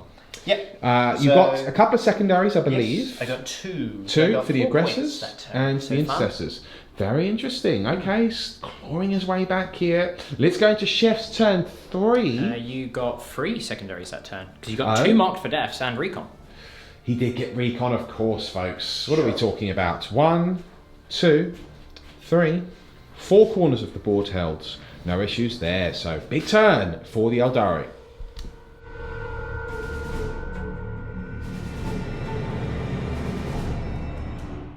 It's movement phase, turn 3 for the Obsidian Dragons. We have the Infiltrators moving further into enemy territory. We have the 2 Eliminators just behind them. Over here we have the Lieutenant, the Phobos Captain, boldly moving towards Eldrad's position here and staring at the Wave Serpent. The Chaplain has come up here on the left flank, also doing the same. They're supported with a unit of Infiltrators behind them, whilst the Intercessors have remained in combat with the Skyweaver. The Phobos Librarian channeling his mind, making it one with the warp and about to erupt some psychic death. So with no further ado, let's get right into the psychic phase. That's coming up next. Smite is first on the agenda. That is a success. He's dead. Doesn't matter how many mortal wounds it does. He only had the 1. He valiantly fought and then died. Next up, Hallucination on the Crimson Hunter. Yes. It does go off. 10. So it's okay. -1 leadership, which isn't the important thing, but now you need to take a leadership check, whatever that may be, at the -1, and if you fail it, it's -1 for you to hit. So that's what I'm gunning for. Right, give me a moment. I'll be back. He'll be back. Okay, leadership is now 7. He has to pass it. He does on a 6, a 5 and a 1. Very nice. Yeah, it was worth a punt. Worth a punt. We're in the shooting phase now, folks. It's a grenade from the Chaplain into the Serpents. Pow. Okay, it's a hit. Pow. Pow. -1. Pow. Makes this save. Pow, pow, pow. Okay, triple pow there. Do we know what we're firing next? We're going to go on to the Infiltrators. 1 is out of rapid fire, the rest will be in. So Okay. 9 shots there. Infiltrators with the carbines. Absolutely epic looking models, epic looking guns. Everything is epic about them. Indeed. So, of course, we are in full reroll range here. Okay, so that's 1. Yep. That's a hit, a hit, a hit, a hit. And then Jackmaster rerolls. Okay, so that's 3 wounds. Yeah, I'm in Tactical Doctrine still, of course. Certainly. I wouldn't change. So wounding wise does nothing, but I've got 1 reroll for the Lieutenant and then an Artisan reroll as well. So 5 wounds at -1. Okay, interesting. Serpent here. Oh, loves it. Oh, wow. Nice. Wow, truly is protecting Eldrad and the Spiritseer. The Infiltrators now splitting their fire because they don't have any other targets. It's 3 firing here, 2 firing over here. We'll start with the Freeman. Okay. Okay, so that's a wound. That'll be a hit, and then Artisan reroll off the board. Nothing. No. Okay. Okay. The wound with an Artisan reroll. No, 1 wound at -1. -1. Take 6 wounds. Okay, take some wounds. 2 shots over there. 2 shots. That's a wound and a hit. A wound and a hit. And Artisan reroll. okay. No, so just one save on the fresh Crimson Hunter Exarch over there. Oh, it's over here. Forgive me. He makes that 2. No issues there. Oh, forgive me. It's not a -1. Yes. So there we go. He takes 1 wound. Intercessors now. 3 of them opening up against the Wave Serpent. 3 of them opening up against this Crimson Hunter Exarch. Yes. So we'll do the 3 on the Exarch. Why not? Okay, so 1 hits, -2 of course because they haven't moved, but -2 because of Alaitoc. So that would be Brain engage 1 on some reroll. No. Does it wound? It does wound. It's -2 and 2 damage. Yes. That's it. Okay, nice. Very nice. So 3 on the Wave Serpent. That's his name. 3 on the Serpent here. Okay. That's 2 hits. So I used the arson reroll. But that is 1 wound, and I didn't use the artisan reroll for the wound. Okay, so 1 wound -2 damage. No, that goes through. Okay. So then we've got the Ulthwe save. He's already blown the shield, so he didn't reduce the damage. Jeff, just why was it 2 damage? Sorry.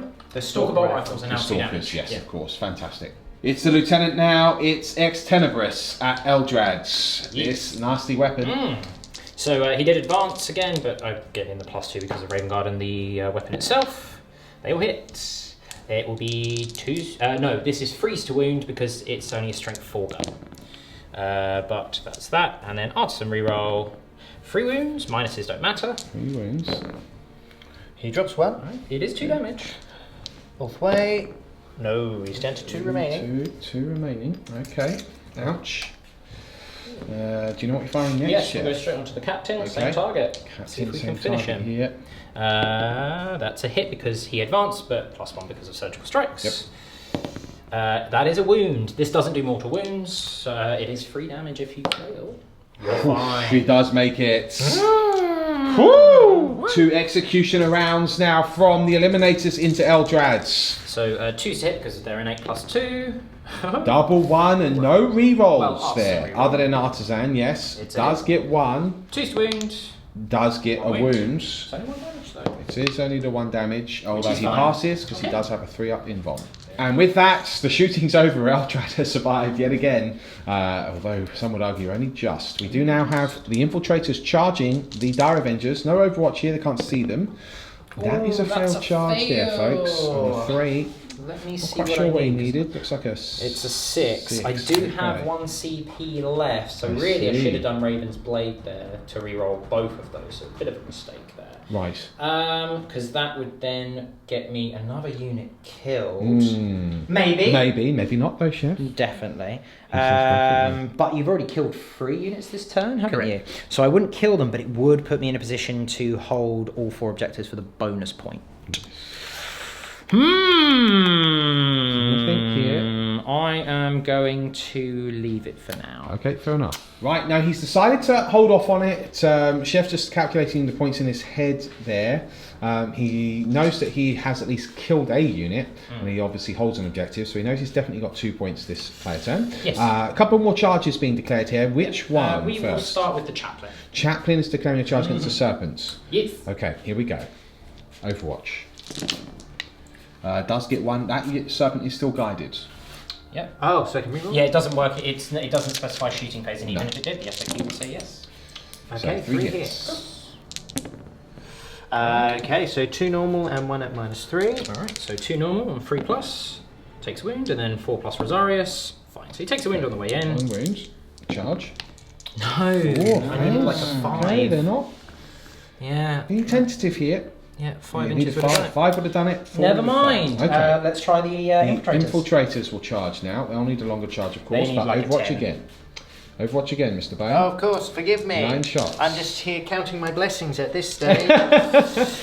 9 shots here for Mr. Bale. He's got 1 there. Rerolling guide. 2. How come when you reroll you get a million and I only get 2? I know. Does get 2 wounds. Infiltrators. Both saved. 5. Can they make the charge? Check that charge. So that's 9 inches. So yeah, just under 10. So I need a 9. Okay. 7. Oh, No, close.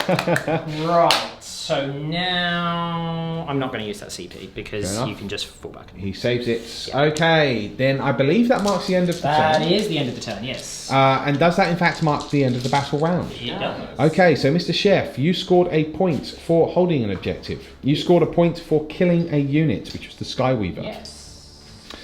Then at the end of the battle round, you do hold more objectives still than the Aeldari. So that's another point. So that puts you up to 16, 17, 18, 19 points, if I remember correctly. Let me just double check that. Meanwhile, Mr. Bone killed more. He killed more. Yeah. So that puts Mr. Bone up to 15 points. That is very, very close, folks. Tight game. Very tight game. We'll just wait for Chef's confirmation on that total score. Yes, I mean, Gangbusters is completed from a secondary Mark for Death. I've still got the Serpent and Eldrad to do, and Old School is Last Strike and Line Breaker anyway, so they can't be done until the end of the game. So, Brain is not engaging today. So while Chef does that the calculation there and finds that I am in fact correct. 18 to 15. 18 to 15, there we go.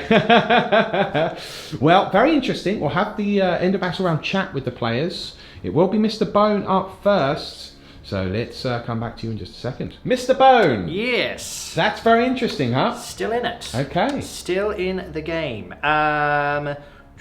Yeah, it's going to be an interesting one now. My target priority needs to be bang on, and I can't afford to not make the kills now that I need to. How I'm going to win this game is I'm going to get my last mark for death this turn, and then I need to eliminate as many characters as possible.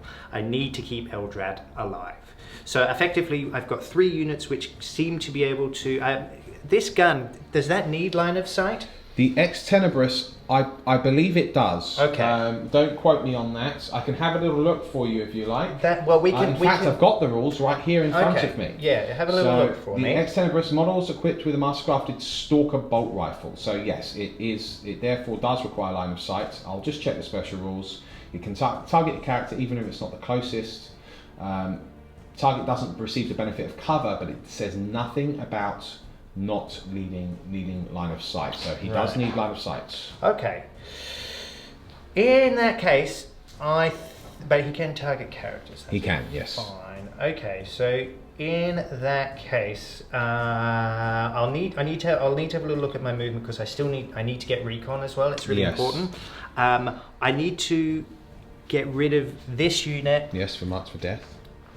And I've got to get rid of the Chapter Master, which is a good idea anyway. Yes. So effectively what we will do is we will Jinx him. Yes. Because I believe I can just choose him because I've only got characters here. So I'll Jinx him and I'll probably drop him one of my Crimson Hunters right next to him. Yeah. It'll probably land about here by the looks of it. Yep. Again, I'm going to have to check with Recon. It may come from over here. I think it will probably be that one over there by the looks of it, but I'll be able to do it. If I kill him, also that gets rid of all the rerolls. Yep. And then probably what I will do at that point is I'll maneuver these guys, and I will try and smite this guy to death as well. Fair enough. And if that doesn't work, what I will do is I will charge the Wave Serpent into him to shut down that shooting, because these guys are going to be key. Yes, you need them alive, don't you? I need them alive. Okay. I've got to get rid of these guys as well, though. So quite a few little units you need to get rid of. Yeah, I really though, if I was to go for them, it's this one, and these guys here, and I can shut him down by charging into him. It might sacrifice him though because of just the weight of attacks, which are going to come back in there. So there's a couple little things I need to think about, but I've got some options. If I play it right, I should get it. If I can shut those ones down, I think we're in. Excellent. All right, well, we'll talk to Chef now, but sounds like a solid battle plan to me. Mr. Chef, you are here. I am indeed. You are still in the lead, sir. Only just, though. He had a good turn there. Got rid of some key units, actually, which were, of course, worth a lot of points. And this was always going to be the case with this army, especially in comparison to the far more elite army that Bone has, which is giving away more kills. And as expected, the Crimson Hunters are going to be a problem. Yeah. But, again, we just kind of need to play the objective game.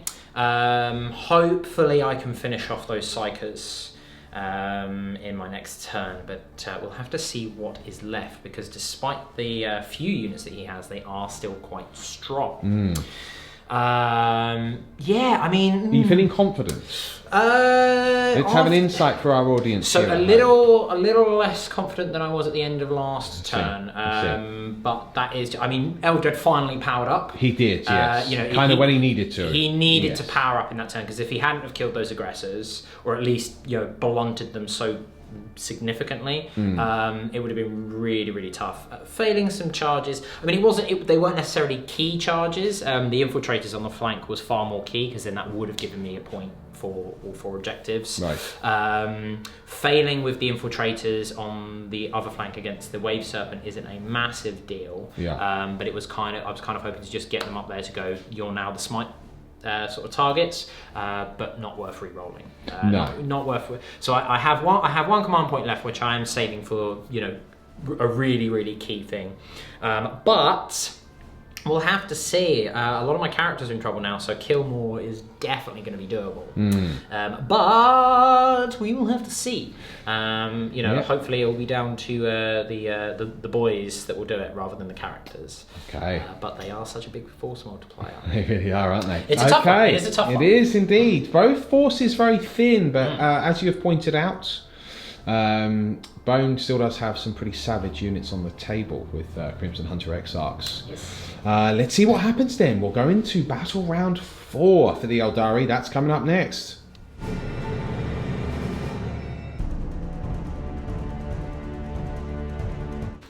It's turn 4. It is time for the Aeldari to let loose. Critical turn for them, I think. We can see that the Flyers have moved in such a way as this Crimson Hunter is in this quarter of the boards and is now able to select characters. Because, well, certainly these 2 characters, because he's nearer those 2 characters as a target. We do have Eldrad and the Spiritseer, which have moved still with the protection of their Wave Serpent in mind to also unleash some Psychic Death. We have the Dire Avengers just in this quarter of the board, holding that and also holding the objective. This Crimson Hunter Exarch in that quarter of the boards. This Crimson Hunter Exarch in that quarter of the boards.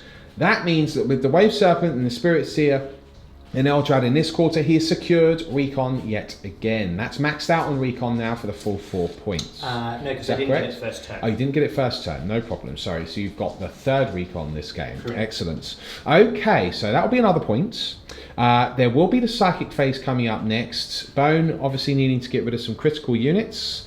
Let's see if he can do so. That's coming up next. Okay, Eldrad is opening up on the Lieutenant. He's moved in such a way to ensure that, and yes, he is out of denial range of the Phobos Lieutenant, or Phobos Librarian even.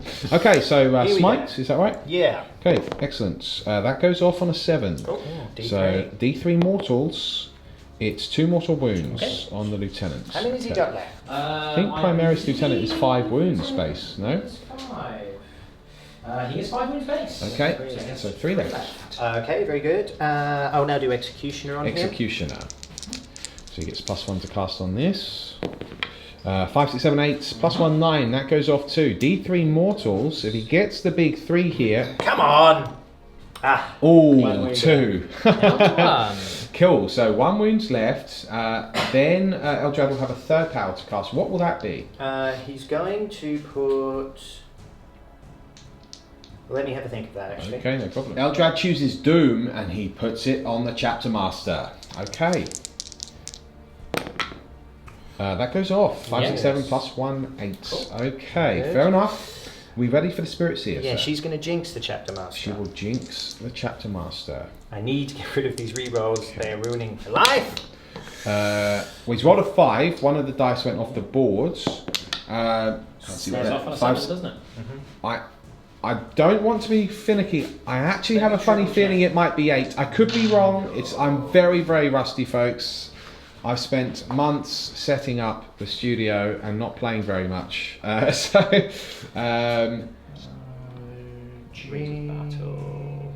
off on a 7. Yeah, it is. It does go off on a 7. Please ignore me. Fantastic. Okay, so that is a full house of psychic powers cast. Cool. We will be doing the shooting phase next. Very interesting. Lieutenant just on the 1 wounds. Chapter Master doomed and jinxed. The Chaplain over here on 4 wounds also. Let's see what Bone does. Right team, when I said Chapter Master, I meant Chaplain. Okay, that's what I meant. So we're in the shooting phase. Wave Serpents is opening up, splitting its fire between the Lieutenant and the Chaplain Master. Yeah, so 6 into the Lieutenant to make sure of it. Yep. And then 3 into the Chapter Master. So Okay. that's linking off those wounds. Okay. So on to the Lieutenant. Okay, nice. 5 hits. It's 3s. He's got 3 rends and 1 wound. I'll just do those now. He is dead. Very nice. The The banner. Lieutenant is killed. The banner. Yes, good points. Oh. Whoa. Command reroll. He's command read. He wants that banner. It doesn't go off. Because with Excalibur there, I think he would have tried to snipe out Eldrad. Yes, Could have been a would. big blow. Okay. Lieutenant falls. We now have the 3 shots onto the Chapter Master. That's 2 hits. He is doomed this time. Double 6 though. Okay, 5 up in And Jinx. 5 ups required hit. Oh, No, he takes 2 takes his wounds. first 2 wounds. Ouch. That brings it to the Exarch. Firing everything at the Chapter Master. Yes. So Starcannons first. 1 off the board. All That is a hits. full house of hits. Okay, It's 3s threes re-rolling with Doom. He can re-roll those. He Very gets nice. 4 wounds, and with Jinx, it's reducing his save to a 5+ invuln 5 here. plus invuln. He- He's dead. He's dead. Fails all Yes. 4. No need to roll for damage. Stats. Chapter Master slain. No Slay the Warlord because Bone didn't take Old School as a secondary, but a massive reduction in buffs for the dragons. But will the Chapter Master fade away before the banner gives him one last? Yeah, it's a 2. You're locked out there, Bone. Could have been a big one there for the dragons, but they just whiffed at a clutch moment. Right, Crimson Hunter Exarch now into the 2-man Eliminator units. So Starcannons. All All hit. 3 hit. 3s to wound here. Is within 12 12. inches Is as within well. 12, yeah. So, Okay, so 2 2 wounds. wounds. Minus 3. So 6s. I make He 1. does make 1 D3 damage. Well, sorry, just the 1. Yeah, Yes, so- because sorry, that one's on this one. That's Yes, why I it is, yes. hesitated. Okay, Okay. cool. One's on 1 wound. Pulse Laser. 1 and a 2. Okay, so 1 hits. It's 2s. It is a wound. It minus is a wound. 6. Kills another eliminator. Kills one. Okay, but 1 is still alive. Frustrating. This last Crimson Hunter Exarch will be firing at the Intercessors, holding that objective currently. Yeah. Okay, worth a march for death points. Starcannon. All hit. Does all hit with Hawkeye there. 3s. All Does all wounds. wounds. 5s. So it is 5, so over 12 inches. Okay. Fails 3 3. go through. So 1 is dead. 1 is just dead Yeah. because 1 was on 1 wound. Okay, next. The second one kills another. Kills another. The third one kills Kills another. another. Interesting. Okay. Pulse laser now. Pulse laser. Both hits. Hawkeye. 2s. That's 2 wounds. These will kill on failed saves. Double 6, very Mr. nice. Chef. And now the Dire Avenger and the Exarch into the Infiltrators. See if they can do anything. Okay, 4 hits. A few hits, yeah. 3 wins. Yeah, 3 wins. Okay.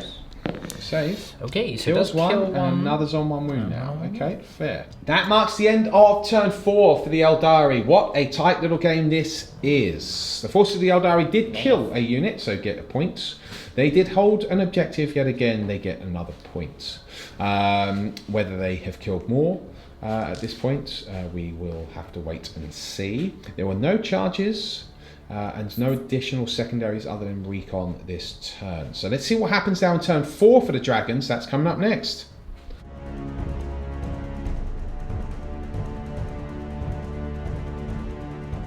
Folks, we are now in the movement phase, turn 4 for the Dragons. We did fail to do the morale, just for those 3. Very unlikely that fail. Just do that now. Just do it now quickly. There, Yeah, they're fine. fine. Okay, so so movement has happened. The Chaplain has moved forwards. Chef says that he keeps forgetting his litanies, so he punishes himself by not rolling for them. We then have the Infiltrators, which have moved forwards. The Ancient has moved forwards, as has the Phobos Librarian. Everything is pushing towards juicy Elder Psychers over here. Meanwhile, the Infiltrators have finally come round the rock face here. They're looking at the Dire Avengers. Can they finally kill them? No. And if they can't kill them, can they actually finally make a charge against them? Who knows? We shall see. But one thing is certain, they are now contesting this objective. They have 2 models within 3. The Aeldari have 2 models within 3. We have the Eliminator over here. Didn't move. He moved slightly. Oh, he did. Just to make sure he was definitely within range. Understood. Okay, fair enough. That marks the end of the movement phase. There will be a psychic phase. We finally have Psykers in denial range. Yeah. Let's see if the Phobos Librarian can do anything. That's coming up next. Smite on the Hemlock from the I said Hemlock. that. Crimson Hunter. I confused Lawrence. You there. did. So, smiting. Smite. Whoop, whoop, That whoop, is a whoop. super smite. Okay. Well, Can Eldrad, of course. leader of the Ulthwe Craftworld, venerable Farseer, roll a. Please.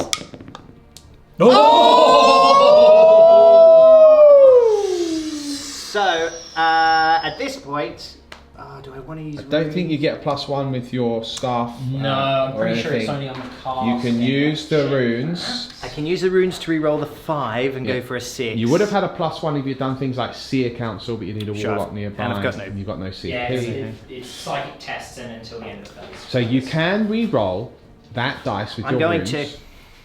to. I am Eldrad, seer into the future. I deny you. Oh, it's a battle of the wills, Okay, but okay. he does fail to deny. D6 mortal wounds. Mr. Chef rolls a Okay. 3. It's Respectable. acceptable. It's 7 wounds left on this Crimson Hunter XR. I believe he's still in his top bracket just. I think it degrades at 6 or Yeah, less. it'll be half wound. Yes, so he's okay for the moment, but do we have another power from the Phobos Yes, Librarian? we are going to do Tenebrous Curse on Eldrad. Yes.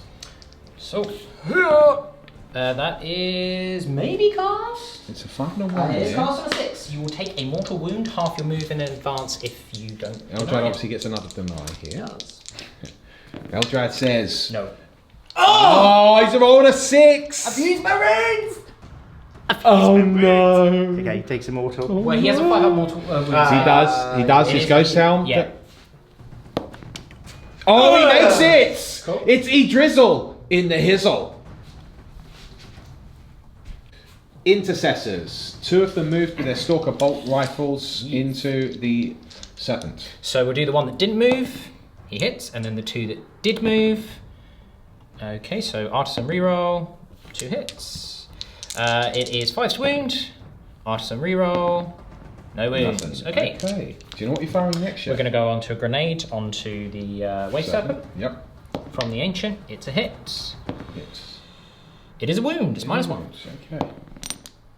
Makes that save. No issues there. Grenade. Chaplain. Grenade. Chaplain. Crack. Grenade. It's a hit. Hits. Crack. Grenade. Artisan Fails to reroll. wound. Artisan. It's a does wound. wound. -1. -1. You've Does saved every save. grenade I've thrown at him. So frustrating. Infiltrators now frustrated by the lack of piercing from the crack grenades of all of their superior officers. We have a crack grenade from the infiltrator. So 1 crack grenade It's a hits. hit. 1 crack grenade. It's Wounds. a wound. It's a -1. Don't Mr. do Bone. it. Thank you. Thank you. D3 damage. It It's is 2. Ulthwe saves. ways. Cheeky! Cheeky! Reduces it. Alright. 9 wounds left on that serpent. Okay. Carbines. Oh dear. Ooh, no 6s either. Okay, but I do have an artisan reroll here. No wounds. Oh dear, only the 1. 2 wounds, wounds. Make one fair one. Ulthwe. No, okay. It's So down it's to now 8. down to 8 wounds, starting to whittle away. Fair enough. And then over here, Mr. Chef, we have infiltrators against these hero dire Avengers. Yes! Okay. All the carbines. So 8 shots here. Okay, so 1 One's a auto wound. wound. The rest hit. Artisan reroll. Okay. That's 3s now. 3s to wound here. Artisan reroll. Okay. So 6 wounds. 6 in wounds at total. -1. 6 wounds at -1, he says. Well, we'll So start you'll have with to do these. this one at a time because one of the saves is a 4-up invuln. Yes. Yes. So, yeah, we'll start with the guy who's looking for 5s Yes. here. Okay. So he fails. Ulthwe? No, he is dead. He's killed. Okay. Right, so there was 5 5 more, yeah. So 4 ups followed by 6s. Loves it. He makes every single one! Eliminator. Executioner round on Eldrad. Yep. So, does he hit? Awesome reroll. He No, misses. Wow. It's the charge phase, folks. The infiltrators charging the Exarch. Can he take one down? He's got more shots. He's hit once, and yes, he's got 2 Shuriken catapults. He dual wields. He's hit twice. Oh, come on now, that's sick. He's just there going, like all these shots have just blinked off him. This is excellent. All right, here we go. Hiya! Oh! He's a beast! He's an absolute dual-wielding beast! Am I allowed to roll my saves? Yes, you can roll. Yeah? Don't get me saved again. Mr. Shep, Yeah. he does fail too. Oh, nice. He's killed one. One of the infiltrators on 1 wounds. Below is married. Ah, that's so awesome. Can he make the charge finally? Yes. He finally can. This though, Avenger Exarch, a complete foil to the Obsidian Dragon's plan so far, but unless that Exarch powers up and somehow manages to kill 3 models, don't think it's possible within this number of attacks. Physically impossible. Yeah, so or they fail a morale check after he kills 3. You need to kill 3. 2 of them. He would need to kill 2. And then I would need to roll a 6 followed by 6. That's right. Which, with the way that he's been rolling... But if he kills 2, it does mean that he still contests the objective, although... Correct. But we'll see what it'll be happens. We've got interesting. more charges to do Okay, now. more Come on charges. now. Okay, so who's firing now? Who's Infiltrators charging into Infiltrators the... into the Serpent? Serpent, yes. Okay. Serpent's not No hits guided that this time. time, no hits. Charging. Oh yeah. Makes it easy peasy. Okay. We then have... Maintain, and then the rest. So it's maintaining 3-inch Just on gonna that come objective. round. For reference there. Okie dokie. Not within an inch of the flyer because you can't do that still. Yep. Chaplain now going in. Chaplain. Okay, no Overwatch Can't here. really fail that. And he passes even. Okay. Any other charges? We here? may as well throw the Ancient in there. Okay, the Ancient's going to... He won't be able to make it. Fit. Yeah. If I roll high enough, Yes. I can get to here, but then I'll get Heroic intervention. potentially. I'd need. It's not really going to work because of where the flyer is. Because despite him being 10,000 feet up in the air, you can't He's be within an blocking the inch. movement. Yeah. Yes. So that is it for charging. Okay, very nice, folks. Right, this is Asserman in the making here. That's what I've decided. But will he die before he gets to don the Phoenix Lord's armor? Yes. Artisan reroll. Okay. Chef 2, 3. is striking out with great fury here. Freeze. Artisan reroll. He's 1, got- 2, 3, 4, 5. He's got 5 wounds. The Exarch here. I've done it. Last time. I've done it before. So averages dictate. I can do it again. He survived! Ulthwe save! Oh, He's taken his first wound, but he's still standing. it's too much. Chaplain now attacking the serpents. Okay, 5 attacks. Artisan reroll on the 1. Okay. Strength 5, so 5's to wound still. Does Okay, get 1 and artisan Artisan. reroll. 1 Still wound, one. -1. He does make that save. Okay. Chef, frustrated. It's understandable. The infiltrators now trying to attack the serpent. 2, 3, 4. So the champion is there. So let me gather. That's the word I'm looking for. I can speak well good English, me. All right. Okay. All of the attacks plus the champion. I'm not piling in with this guy because he's within the range of the objective.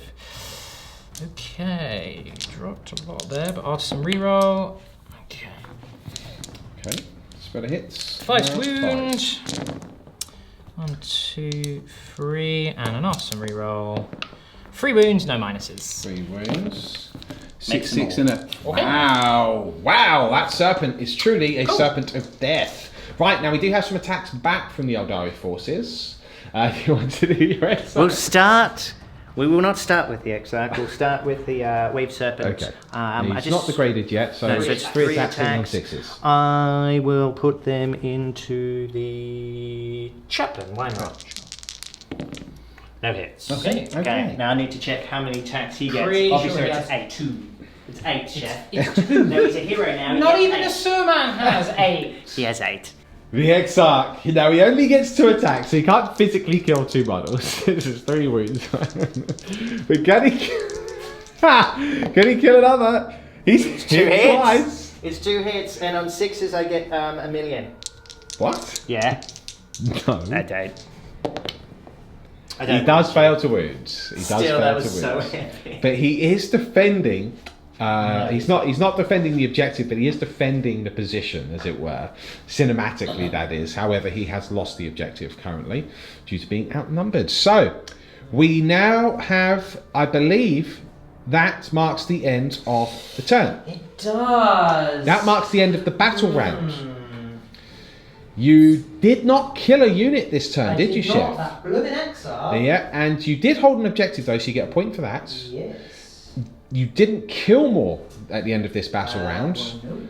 So, but he did hold more. And he does get the bonus points. And he does get the bonus points for Nexus Control, however, for holding all 4 objectives on the field. So Chef scored a grand total of 3 points. That puts you onto what, Chef? On 21. And Mr. Bone... An additional point for killing more. Yes, you do. Gets 1 point for killing more there. So how many points does that put the B-Bone on? 19 by my count. 19 to 21. 2 point lead there from the Chef. But it's getting dicey. As we go into battle round 5, will we have a chat with the players at this stage? Or do we dive right in? I reckon we just go for it. Alright, in the twilight hours of the game, because there's not too much to discuss now. I think we can all see what the players are going to try and do. Let's get into battle round 5. That's coming up next.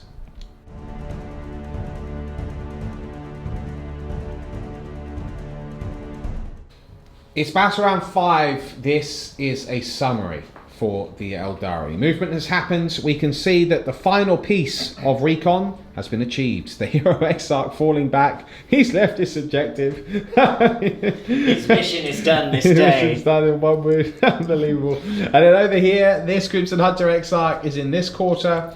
This Crimson Hunter Exarch in this quarter. This Crimson Hunter Exarch in this quarter. Along with Eldrads, the Spiritseer and the Serpent. We're going to go right into the Psychic phase. Yeah. Right, what are we casting? We're going to start with Smite 2. Smite from Eldrad. Smite from Eldrad. Okay. Yep, goes off on a 5. I will attempt to deny you. Okay, yeah, I'm assuming that still in denial range, of course. Yes. Okay, Denied. does deny. Okay, fair cool. enough. So then we'll come over to her. Yep. And she'll do Smite. Smite. Oh, excuse me, stomach. Everyone hear that? That was loud. Actually, let me have a quick thing. Okay. Next, we actually will go back to Eldrad. He's doing Executioner, because one of them is on 1 wound, of course, so... That's an 11. That will almost decidedly go I have off. no more denies. No more denies anyway. Okay, cool. so D3 mortals. It is the big 3, so that will kill 2. And can he finish it off? Then can he finish it off? Wipe the unit with a single. He can. That's Eldrad. That's Ulthran. It's Doom now from Eldrad on to the Infiltrators. Yes. That goes off. 9. Okay, so that's him cast. We now have the Spiritseer to cast. She's going to smite at the Chaplain, the nearest model. Closest. Certainly. 4, 5, 6 does go off. Yep. D3. Okay, D3 on the Chaplain there. 2 mortal wounds. He's got 2 left. Hanging on to life. We're in a shooting phase now, folks. Crimson Hunter Exarch firing at these intercessors. Yes. Worth marked for death for Mr. Bone. So they have hit hits. 3 times. It's 3s now. Starcannons. That's 1, 3 2. wounds. Can't see the other one. 3 wounds. Very nice. Within 12 now, I Looks believe. like Is that correct? within 12. Let's just check Should it. we have a double check of that, everyone? Yes, I am. Okay. I knew I did that 6s. They fail So it's everything. D3. Well, D3, so So one at a first time. one is killed, killed, one and is on then 1 two wound, taken. and the third, yeah. So One's 2 are left. killed, one's left alive, but Pulse Laser about to dung dung. Okay, 2 hits, 2s. He needs a double 6 here. No, unit wiped, that's marked for death. This Crimson Hunter Exarch now firing everything at the Eliminator, determined to destroy him. 2 hits with the Starcannon. Okay. Does have 2 wounds. He's within 12. Okay, Does so pass 1, fails 1, D3 damage. It's Yeah. a big 3. Eliminator has been eliminated. Okay, so That's 1 Crimson Hunter Exarch left to fire and a Serpent, if my calculations are correct. So the Crimson Hunter is going to put everything into this unit of 5. Into the Infiltrators. Okay, so 2s on the Starcannons, 3 hits. 3s, but re-rolling, they are doomed. They are doomed, yeah. Okay, that's 3 wounds. Again within 12. Pass 1. Passes 1. So first one damage. Okay, so one is kills killed. 1, and then the pulse Let's later. kill that one and then roll to see for the banner quickly. Okay, the banner. Does go off. Does go off, okay. He's going to throw a grenade. Sure, crack grenade here. It's a hit. Okay. I'm going to Artisan reroll that. It does wound. wound. -1. Serpents. The serpents Huzzah. fail it. D3 damage. Just the one. Does that one. Ulthwe save. Oh dear, no. Okay. Serpent is down to 7 wounds, but still not degraded, as Chef just said there. Okay. Pulse laser. Both hits, and then it's 2s. That is both wounded there. 6 is required, or 2 more killed. Okay, That so is 1 save, not bad. Okay, 1 is dead. Just measure up. That leaves just the Serpent, Eldrad and the Spiritseer to fire. So, what are we doing next, Mr. Bone? Let me think. Okay. Right, so the Serpent will fire everything at the Infiltrators. Yeah.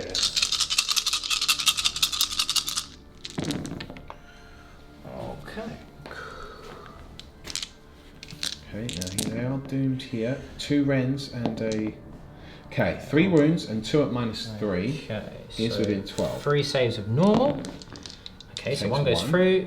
6s, no. So 1 is killed, and Killed. 1 One's is on 1 wound. Okay, then The pistols. Pistols. Eldrad. Hits. Does wound. Does wound. Save or die. Saved. And Spiritseer. Hits. It's a rending hit. No, he's does kill dead. another Marine. Banner? No. No. Okay, so 1 Marine left alive. Wow. What a turn. That means that there are 4 Space Marines left on the battlefield. Yes, in problem. total. It's a big old problem. Are there any charges? No. Okay, so that marks the end of the Aeldari turn. Bone does have a point for holding an objective, and he has a point for killing a unit. He does also have a point this turn for March for Death. So 3 points in his player turn there, very nice. Let's see what the Dragons can do now. Looking dire, might need the Phobos Librarian to power up if he can. That's coming up next.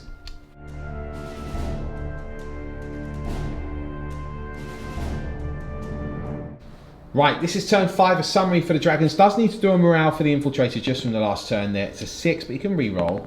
It's a 1, he's fine. So some movement will happen now. We'll come back to that in just a second. So the movement is done. The Infiltrator has moved over here.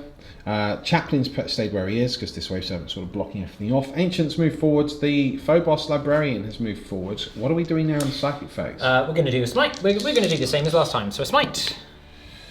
Not quite the same as last time, but it's still a 9. Okay. Okay, I will attempt to deny. 5, 6, 7 does fail to deny.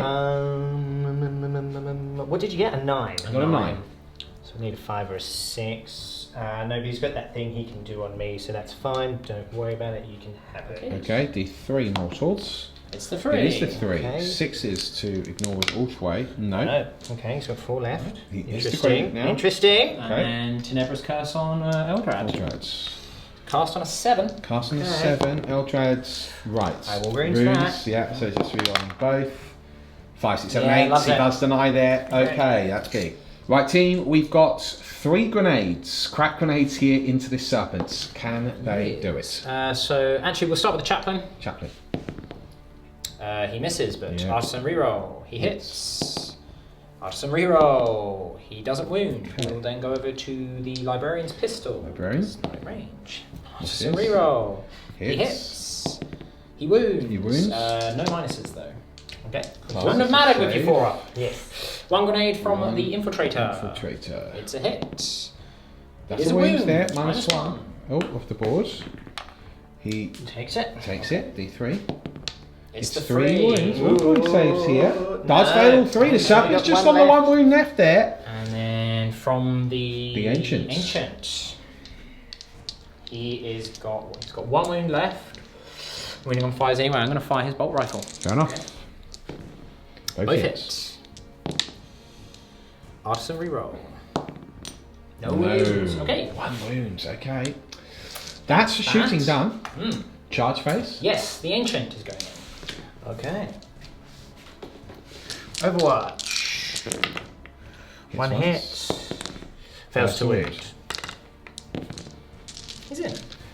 Ancient makes it there. Okay. We'll then go on to the Chaplain. Yep. Makes it. Yep. Although to be fair, the Chaplain could have heroically intervened last turn, but I did forget about that, so never mind. Good point. Yes, it could have too. Wouldn't have made a huge amount of difference, I don't think, but so be it. And then the Librarian. A 4 and a 6. Not quite, because he was out of grenade range. No, he needed like a 8. Okay. So we'll go right into the fight phase now. Can this Ancient and Chaplain bring it down? We'll start with the Chaplain. Yep. Okay, Artisan reroll though, because once again I forgot my litanies. That is 1, 2, 3 wounds in an Artisan reroll. 2 wounds. -3 wounds at -1. 3 wounds even, sorry. He does fail once. 2 damage. It's 2 damage. You need a double 6 here for Ulthwe. No, he's gone finally. Anyway, does he blow up? Oh, don't do that. No. 4. Actually, that could have been quite fun. It could have been quite brutal, yeah. Okay, so the Serpent's gone. So he will then consolidate 3. And then we'll do the Ancient. So he will pile in 3. Distance-wise, you are just over 7 and you are over, like far over 7. So we're going to go this way. So we will pile in 3 inches. And then we will consolidate 3 inches. Does that put me within 3 inches of the objective? No. Damn it! Okay, no worries. Okay. But at least I killed something. Yeah. That's true. So at the end of his player turn, he killed a unit. He held this objective. And it was a marked for death unit. So Chef does get 3 points there himself for killing 1, holding 1, and marked for death. End of the battle rounds though, Bone got kill more. Yes. He did. Bone doesn't have hold more, but neither does Chef for the first time either. So, how many points does that put you both on? Okay, so Bone is currently on. So he has 11 on his secondaries. He's maxed out on his secondaries because he can't get another one for Big Game Hunter. Yeah. But he then has 11 plus another 4 for 15 plus another 9 for 24. I have 1, 2, 3, 4, 5, 6, 7, 8, 9 on my secondaries. Maths, 7, 15 plus 9. I am also on 24. Going into the last 24 turn. points apiece. Cannot be tighter.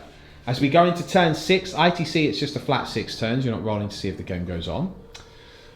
So turn 6 for the forces of the Aeldari. Can they secure a victory?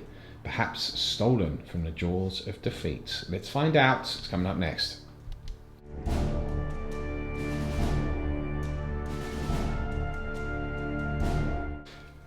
This is it.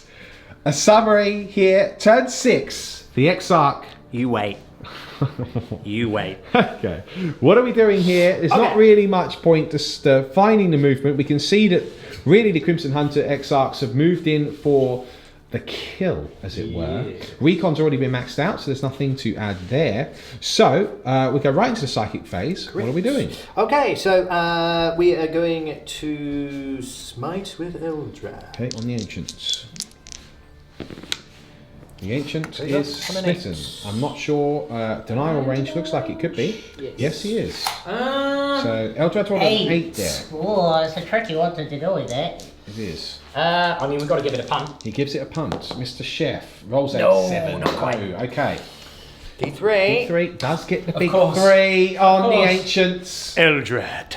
Okay, now what are you doing next? Actually, I'm going to come over to her. Yes. And she's going to smite him. Spiritseer will do smite now. And then the idea will be to executioner hit. Understood. Okay, cool. So she needs a 5 because of the helm. She gets it. She gets it. You cannot deny it, can you? I have no more denies. Right, so does he has 2 wounds remaining. 2 wounds left, 3, 4, 5 or 6. Come on now, bosh. Does get the 5. That is a dead Ancient, but he can. Does my banner go for myself? It does. What does he do? Well, I mean, he can't really shoot at any of the characters because there's a Crimson Hunter closer. Because again, that's just weird. But I could throw a grenade at him. Do it. Do your worst. He's not going to die. Chef hates this Are you sure Exarch. you even want to bother? Yes. Chef hates Bolt this rifle. Exarch. Both hit. Both wound. -2. 4 up invuln. Doesn't matter. Oh, he makes one! He needs a 6 for the Ulthwe save. He needs a 6. Yeah, The hero Exarch for Eldrad. Oh! He doesn't make it. I think if he did, Chef may have broken something. Executioner now. Chef still very pleased with himself. On the chaplain. Oh, it's a definite executioner. Mr. Eldrad needs a 3, 4, 5 or a 6. Rolls a 1. Still alive on the 1 wounds. Right, there's one more power to cast. What is it? I will guide. Or I can. I'll doom him. Why not? Yes.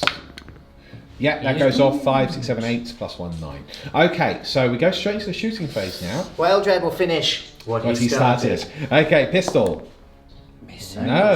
It's up to her. Okay, Spiritseer takes aim, hits. Spiritseer wounds on a 6, -3. Are you within to save. 12? Is she within 12? I believe she looks is, like she is, but perhaps she's not. Is she just out? Oh, No, mate. she's Okay, just forgive out, me. So she Well, does there it is. nothing. Okay. So we are now going over to what? We have to do this by the numbers, you see. Yes. Cool. So he will fire everything into him. Okay, everything into the chaplain. So Starcannons. All hit. We'll hit. Doom. Okay, 4 wounds. 4 up saves here. Reservist. No, he's dead. That's failed He's dead. too. Super He is dead. definitely dead. Okay, Okay. we now have the second Crimson Hunter So Exarch. he'll By the numbers. fire everything into him. Everything into the infiltrator.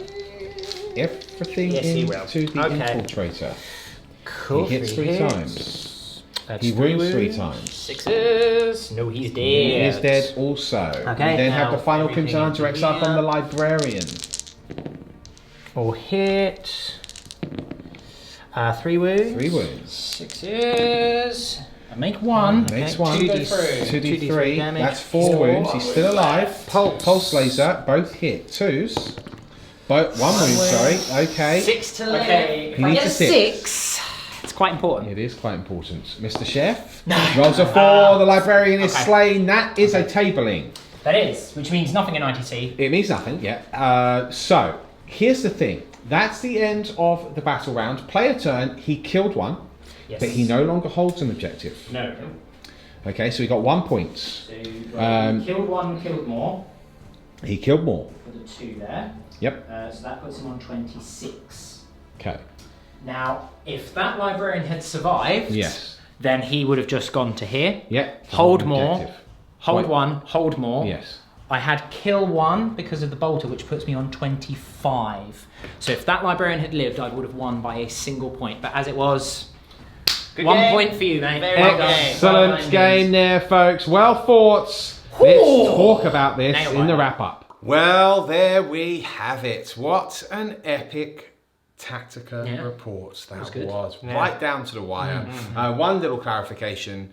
Chef would have actually got a point for last strike. Yeah, as part of old killing school. a unit is in the old school. However, he didn't get the points for killing Yeah, a so unit in your player turn because you actually killed it in his turn. yeah, with so the it was die. still the same number of points, but it was just different sources. So yeah, I was looking at it going like, oh, hang on, maybe I could have got a Could draw. have been a draw, there. yeah. But no, it's I got the numbers right, just the name's completely wrong. Yeah. But yeah, Yeah, that's, well, look, I thought it was very well played from both of you. Very interesting game. The Raven Guard force, as we've said, you know, obviously could have been better with the Centurions, I think. Sure. But still, demonstrably they were so much fun dangerous to use. force. You know, there's so many of them. Yeah. There's the quality of attack, especially when you're running as the successor there, is just incredible. Yeah. You know, that master artisan is just ridiculous. Yeah. Stealthy didn't come up all that often, just because the flyers could just go, all right, we're within 12. And Eldari is generally a good counter to that because of their speed. Yeah. But against a lot of armies, it can really, really make a difference. Yeah. And even though surgical strikes didn't come up all that often, again, just the threat of it means that your characters are kind of having to hide. And then when you do get a line of sight, you just get a bunch of shots against a character in the open. Well, as we saw that, I mean, that gave me the Harlequin. That gave me the Slay the Warlord. So it really it's definitely not an obvious choice, but they were a lot of fun to use. It's a shame I didn't have more command points for more stratagems. And that Stranglehold didn't work once. Didn't get the luck on that. But then reversely, your force, despite perhaps being built more towards that anti-mech, as you said, the Skyweavers, the Haywire did sort of do their thing in the end against the Invictus, didn't they? They held them up. They really tied up that blob of that flank on the far side of the board there. They did, And that gave me kind of the time to really focus on the alpha targets that I needed to. I think once I'd gotten rid of the Chapter Master, once there was space for me to come in and do that, it did mean I'd kind of sacrifice the Mark for Death for an extra turn or two, but I thought, do you know what, actually, if I can remove these sorts of models, it's just going to be really useful for me. So that was, it tied them off long enough for me to get in there and do that. So actually, they did a pretty good job. Yeah, totally. Well, look, well done to the both of you.